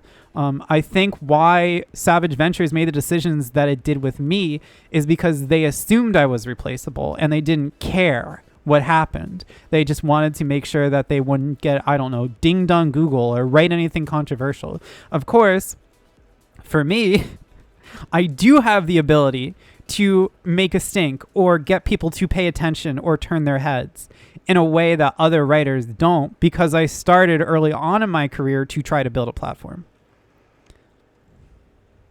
Yeah, paraphrasing my buddy Will, who just quote tweeted you on Blue, or quote whatever Blue Sky term is. Yeah. On that platform, said the modern era is absolutely undefeated when it comes to revealing how many people are cowards. Ain't that the truth? Will. I love Will. Will's great. Will's great. Yeah. Base but guy. No, that shit is, I hate the modern era of journalism, because it's not just games journalism that's having these issues. It's why so many like journalists across every piece of media are like boycotting like the New York Times and boycotting all these other places that are just giving like, we want. Ken White just retweeted a Pope hat. Oh my God, it's nuclear. It's over. It's over. It's over. GG. Oh my God. Yeah, sorry, I don't mean to interrupt. Just no, you're good. This is not even about games journalism anymore now. This is just it's over for Vice. They fucked up big time. It's over. Savage Ventures fucked up big time. Oh. Yeah, Pope hat. Yeah. It's journalism. It is all journalism. People are tired of seeing like all these op-eds by people who don't understand the climate of things getting shared around. Yeah. Like it just feels like there's man, it's sad. Yeah. I'm tired of it. I mean, I don't even do it. Like, I do, quote unquote, like I just submitted an article about the new Hunter x Hunter game. Yeah. And I had to push back on the editor because he was like, I want to make the title, this Hunter x Hunter fighting game is the worst fighting game released ever. And I'm like, why? Yeah. Why do we need that to be the title when the theme of the article was pointing out why it's having issues and then talking about, can it be saved? Yeah. Yeah. Like, the whole point of the article is to talk about the potential redemption of a game that's good at its core, but is facing issues or didn't have marketing or had a small budget. Like, the ability to have nuanced conversations, even when you're just like covering like basic game stuff, is hard, because the people that are in charge, even if the editor is in tune with certain things, is them being like, hey, we want to sensationalize the headline, or, oh, we want to talk about numbers. We want to talk about this. And I'm like, I want to talk about how the fact that the game is really fun to play, it just has shitty online. It costs way too much for a game that is of that quality, and like isn't going to find an audience in a very competitive market right now, when people don't want to spend money. Yeah, absolutely. Like, charging $60 for that game is too much. If it was a $40 game, people would be more likely to give it a chance. If it was a $40 game with built-in season 1 of DLC, you'd sell a shit ton of copies. If the netcode wasn't broken, you'd sell more copies. Yeah. Yeah. Like the attention is the biggest concern. They want the sensationalist headline. They want the thing is these platforms want. So this was an ongoing joke with Dot back when gamers still owned it. I don't know anything about the new ownership or whatnot. Yeah. But whenever an internal discussion from the higher ups would leak out, because it would always leak out to the people who still had connections at the company, they would the higher ups would be like, we're trying to build like a culture. We're trying to like we want to have like real like hard hitting like exclusive writing from our like people that have names that like are people that we can support and all this stuff. And it's like, cool, you fired all those people. Yeah. Or hey, you killed the culture. Yeah. Like it's dead. The escapist got killed. Yeah. By one decision essentially, and they've tried to pivot it hard and it failed at every turn. I don't know how many of my friends that were getting cycled around websites ended up at the escapist just to get let go eventually. At Dot, like they devalued esports coverage, devalued original news, killed our original news unit when we had that building up, killed our video unit 3 different times. Yeah. It's bad. Like it's bad. It's just that like people will say like the lip service is always there. It's the same thing with all the gaming layoffs that happened. Like when the most recent round of Microsoft layoffs happened, it was like, hey, we're still like the Xbox grew to this number and how we had this many games and we have this many games in the pipeline and we had this many subscribers to Game Pass and blah blah blah, and we couldn't have done it without you. Too bad instead of cutting salary to our CEOs that aren't doing anything or moving stuff away from AI initiatives, we're gonna fire 9,000 people. Yeah. That wasn't all in the gaming sector, but like that was what the gaming sector specifically was like. We couldn't have done this without you. Goodbye. Yeah, exactly. I think like I was hanging out with a buddy that worked at Turn 10 last weekend. And he's like, that shit sucks. Yeah. Like it sucks ass. Yeah, it's awful. This is just where this is just where games journalism is heading. Like in general, it's just it's just a state where at the end of the day, you cannot do the kind of work that you used to be able to, and a lot of it is different websites, different editorial teams pressuring writers into pushing out slop and joining the slop kind of environment. What's happening is essentially, like Kale talked about, right? You will put out some heartfelt piece of work, and an editor, because they're being told by someone above them, whispering in their ear that they have to do this, an editor will try to put on a disingenuous or unfair headline. It's really hard to do any kind of writing that actually pushes the needle culturally in games anymore, because every single website is trying to make sure they get as much Google slop traffic as possible. It feels like every writer is pushed and prodded and kind of churned into the slop creation machine, where they're creating content that really doesn't matter for a readership, that will abandon them at the click of a button to watch a YouTuber instead, which is increasingly what's happening. Meanwhile, Google keeps on putting out algorithm changes. They just put out one recently. They keep on fucking over any websites that are daring to put out creative, interesting, or thought-provoking content. And it's just a system. Meanwhile, also as well, Google, if you put out any content that's too political in nature, too sexual in nature, talking about, adult themes, Google might potentially, in fact, ding you. There is a little bit of truth to what Savage Ventures has been telling us. The reality of the situation is simply that we are talking about an environment where it is impossible to do good games journalism in the written form. If you guys remember my NewsTuber piece, I talked a lot about this idea that I personally think that where we are heading to with VTuber news is that there really isn't going to be many written journalists discussing VTubing. I think it really is going to be the realm entirely of VTubers talking about VTubing. And I think honestly a huge part of that is because you compare someone like myself and someone like Rima Evanstar, whether you like her or not, put us in a room side by side, or watch our streams back, or put us in a room side by side, look at my written work versus what she's able to say on stream. Rima is really not censored. Rima is not forced in any shape or form to curtail what she says to say what Mythic Talent tells her to do, because Mythic Talent is not going to tell her to do that. Do I think sometimes that Rima might have to play her audience? Yes, of course. I think that's true of pretty much any VTuber to begin with. But compare the freedom of expression, the freedom to say whatever she wants that Rima has versus someone like myself. That is a very specific and serious issue in VTubing as well that my article didn't exactly address, but was very clear for me when I was at Vice. In the same way, games journalists have this exact same issue. It is getting harder and harder and harder for games journalists to actually cover the news stories or report on the things that matter to them or maintain their voice because they are pressured to create the slop that their editors and their more specifically the people that control the paycheck for the editors are telling them to do. And so as a result, not just are there not that many jobs, you hold on to the jobs that are available, which are often paying you very poorly anyway, because God knows your boss's boss can get away with it. And you are forced to put out slop that you're not even passionate about, that you don't even relate to at all in any shape or form, just in order to make sure that you make rent for that day. It is in a really dire state right now, and there really is no proper news reporting in games journalism anymore. The folks that are doing it are either at independent outlets, which are very, very hard to make profitable and get views on, or they just happen to be working at legacy media and are insanely lucky that they're at one of the few places where they can still do that kind of reporting. I watched a Hassan stream a couple weeks back where he was asking which outlets covered some issue, I forget. And he was going through the list and he was like, and someone said like Aftermath covered this. And he said, oh, that's a fake place. That's not real. And people got upset with him. And he said, well, no, Aftermath does great work. It's just that they're not like Politico, you know, they're not like a legacy media place.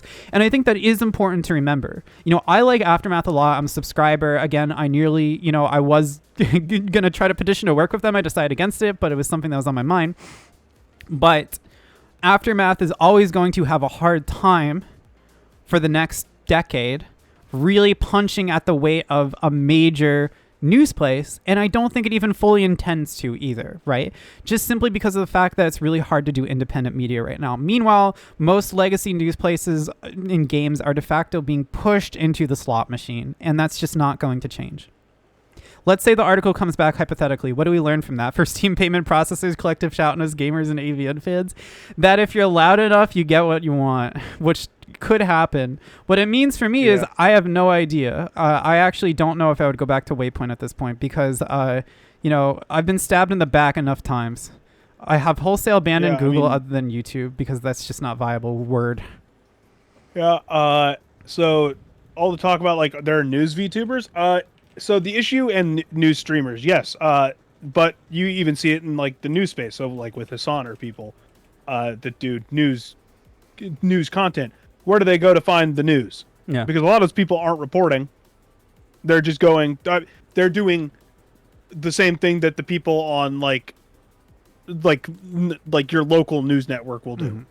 They are getting their sources from the people that are doing the reporting and then bringing it to their audience. Absolutely. So for games journalism, VTuber news outlets or whatever, VTuber news like streamers and stuff, that's its own thing, because that's going to be, if they're focused just in the content space, because they can just go look at like a VTuber's like YouTube page or Twitter or whatever. If there's like a controversy, they can go grab the Twitter doesn't even work anymore because of Elon, but like that kind of stuff, and then boil it down into just like a basic overview. That's like what what's his face False does. Mm-hmm. That's like his entire like 26-minute show that he does every other day or whatever, is him just going through and like basically overviewing what happens. Yeah.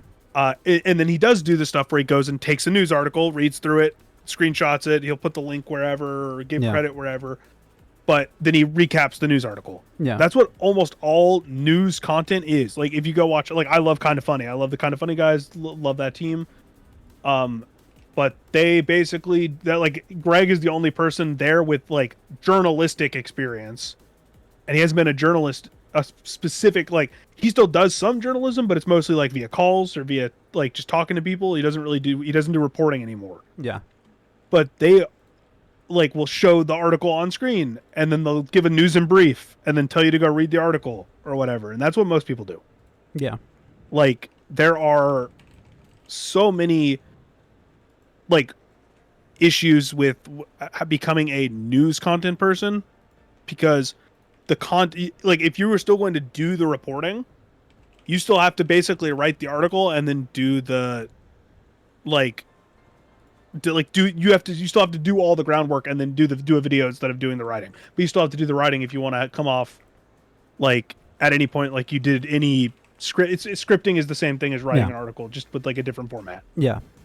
You still have to do all the groundwork. Like if Anna was going to do this, like take the article that just got taken down, did that as a video, the same amount of work goes into that. Yeah.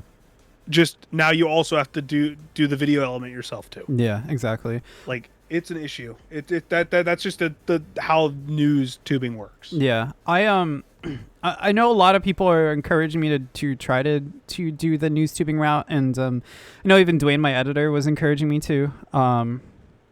I also just wanted to make it crystal clear because I know there's a lot of rumors floating around about this. I'm not expecting Dwayne to publicly state this. I don't want to get him in trouble, but for my own reputational sake, he can confirm that I was not fired. I walked. I decided to leave.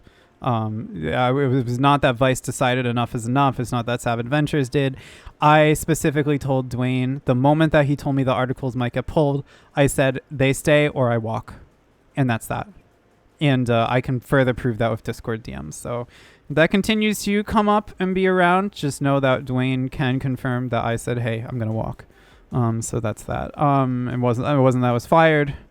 I think, quite frankly, Savage Ventures didn't want to fire me or remove me from contributing because they ultimately wanted the money I brought in. Dwayne is a very editor name. It is. He's a good guy, too. He's been very supportive of me. I want to stress that the whole Waypoint team's been very supportive of me. I hope people don't use this as an opportunity to start litigating who is and isn't leaving. A lot of people on there need the job. Like, this industry is in a very bad spot right now. They need the job. As for news tubing itself, it's something I'm considering. I have been delaying doing it for the longest time because I didn't want to become just a news tuber, but I know I have the journalistic background. Now I have the background of literally being an ENV tuber writer. So I don't know. It's something I'll consider. I need to take a couple days to really sit down and think about what comes next. But I think it could be a good opportunity. I've been tracking what Alyssa Mercante does as a Twitch streamer, and Alyssa has done a very good job, in my opinion, of treading where other games journalists are afraid to tread, i.e. understanding that the future of games journalism is Twitch, is YouTube. So it's something I'll consider. I would need someone to upload stuff for me to YouTube.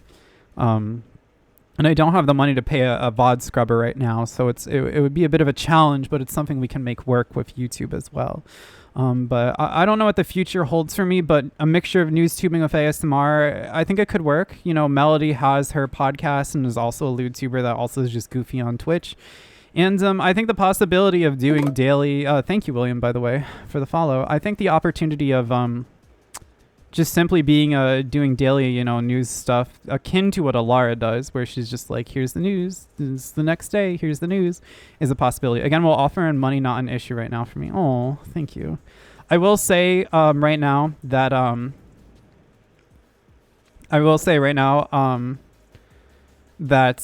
money is an issue for me right now.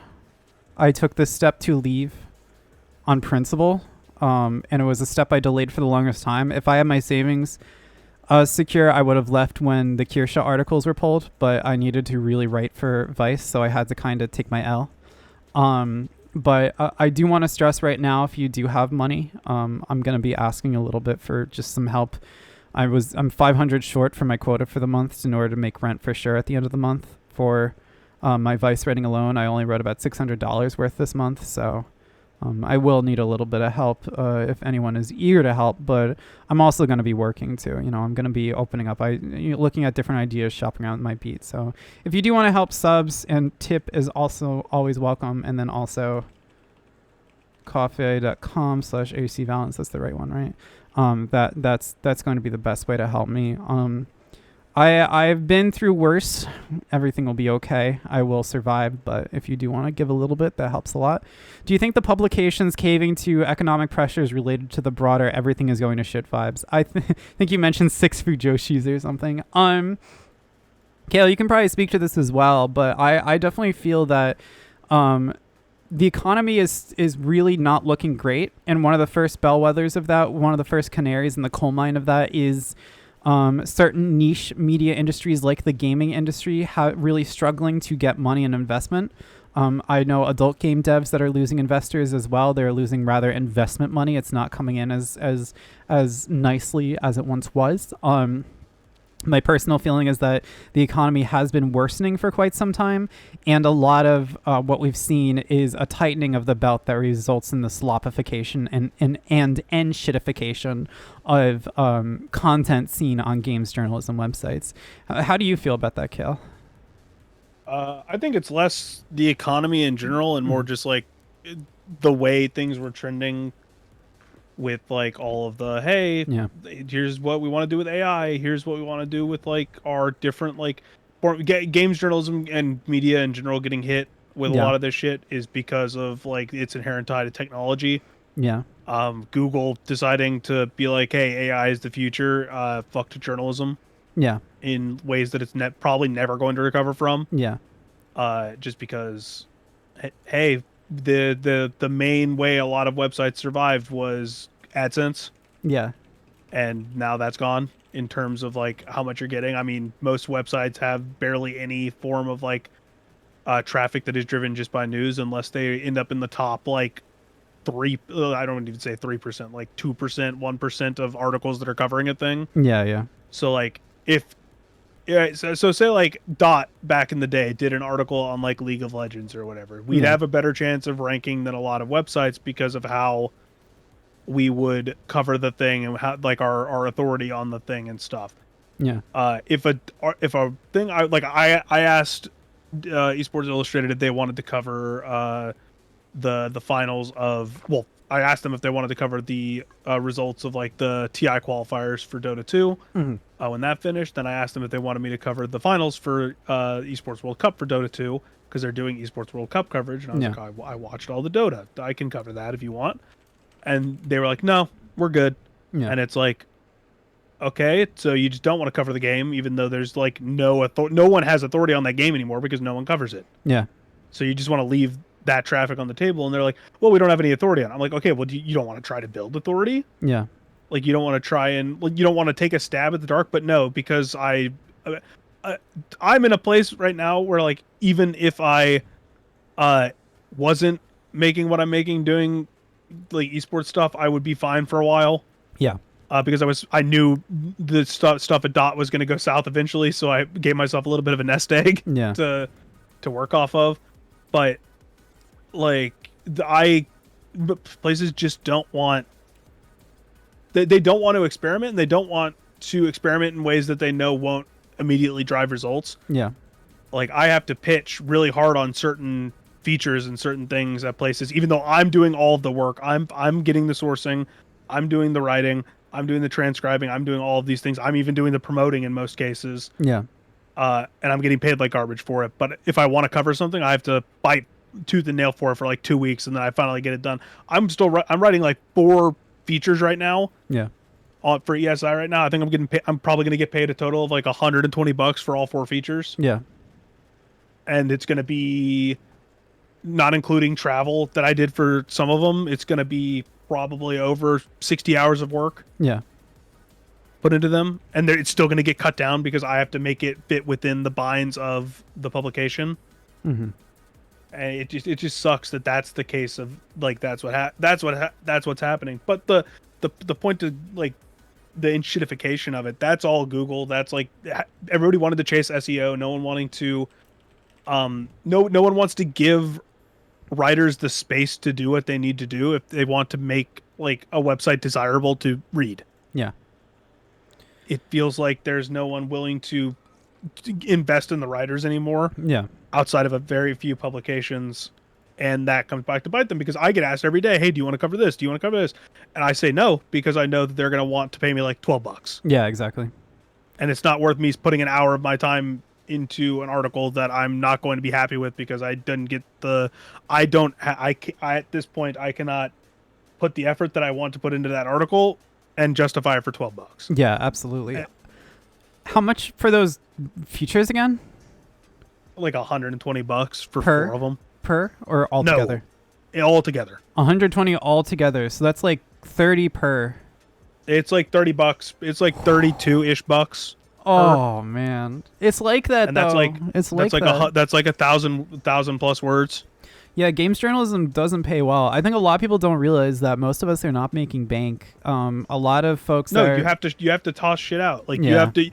you have to enter, like there are job offers out there, yeah, but all the job offers are for like SEO guide writers yeah, or whatever. And they're all contract, they're never full time. So like I probably could have landed a gig at like a decent website doing guide writing, but that Yeah. means I didn't get into this to do guides. yeah, I stopped writing reviews. Being a critic is fine, and I like talking about games. yeah, And I thought, and I'm fine doing like hopping on a podcast to do reviews. If I need to review a game, I can. Being critical is fine, but I didn't go to school. I didn't go to like college to learn how to do guide writing and stuff. I went to school to do journalism and do reporting and do like on the ground work and stuff. yeah, And I got to do it for the first several years of like freelancing. But nowadays it's like over time. So like the way things evolve is you start doing the thing, which is I was doing esports reporting. I was covering events. I was covering news. And then they were like, hey, do you want to freelance at our sister site, which was GamePer at the time, yeah, before a lot of the acquisitions. And I was like, sure, I can help out with some games and stuff. I play a lot of games. I know quite a bit about games.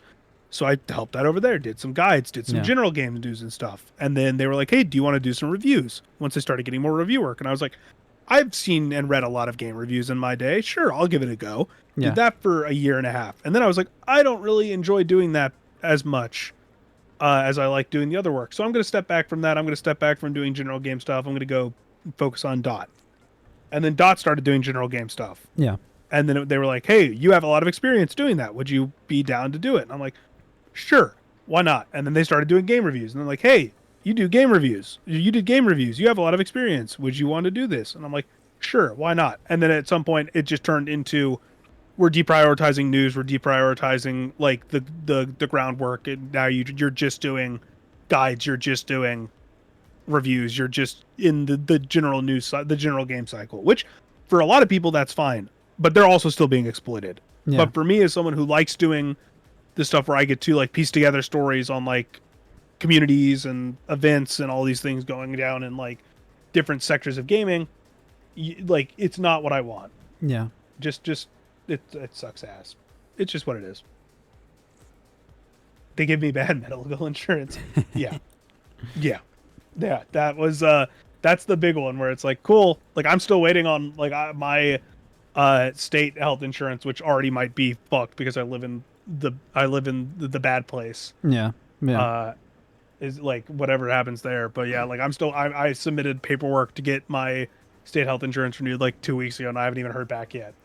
Sharpian and it's says, like- oh, no, you keep going. No, you go ahead. I'm done. Sharpian says, do not stop talking about these collective shout bastards. It is frightening that we're being denied knowledge about them. It is BS how much is being censored to serve a right-wing agenda.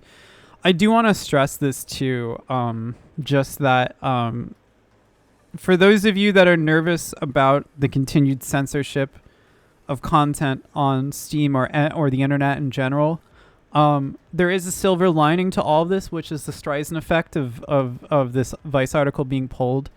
I do really want to encourage everyone here, especially because I know there's a lot of folks here. This is a really good opportunity to use this as a launch pad to speak out about this issue. I know a lot of folks are right now, and I think this is the kind of issue that if folks speak out about payment processor censorship, something could happen. I'm not saying that my articles will be reinstated.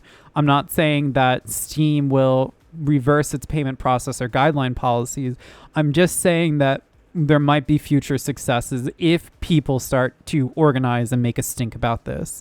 No matter what issue is most important to you, if this, whether it's a freedom of whether it's about, freedom of speech and journalistic expression, whether it's about collective shout and these various organizations trying to censor our ability to enjoy queer and adult art, or just the general issue of artistic expression.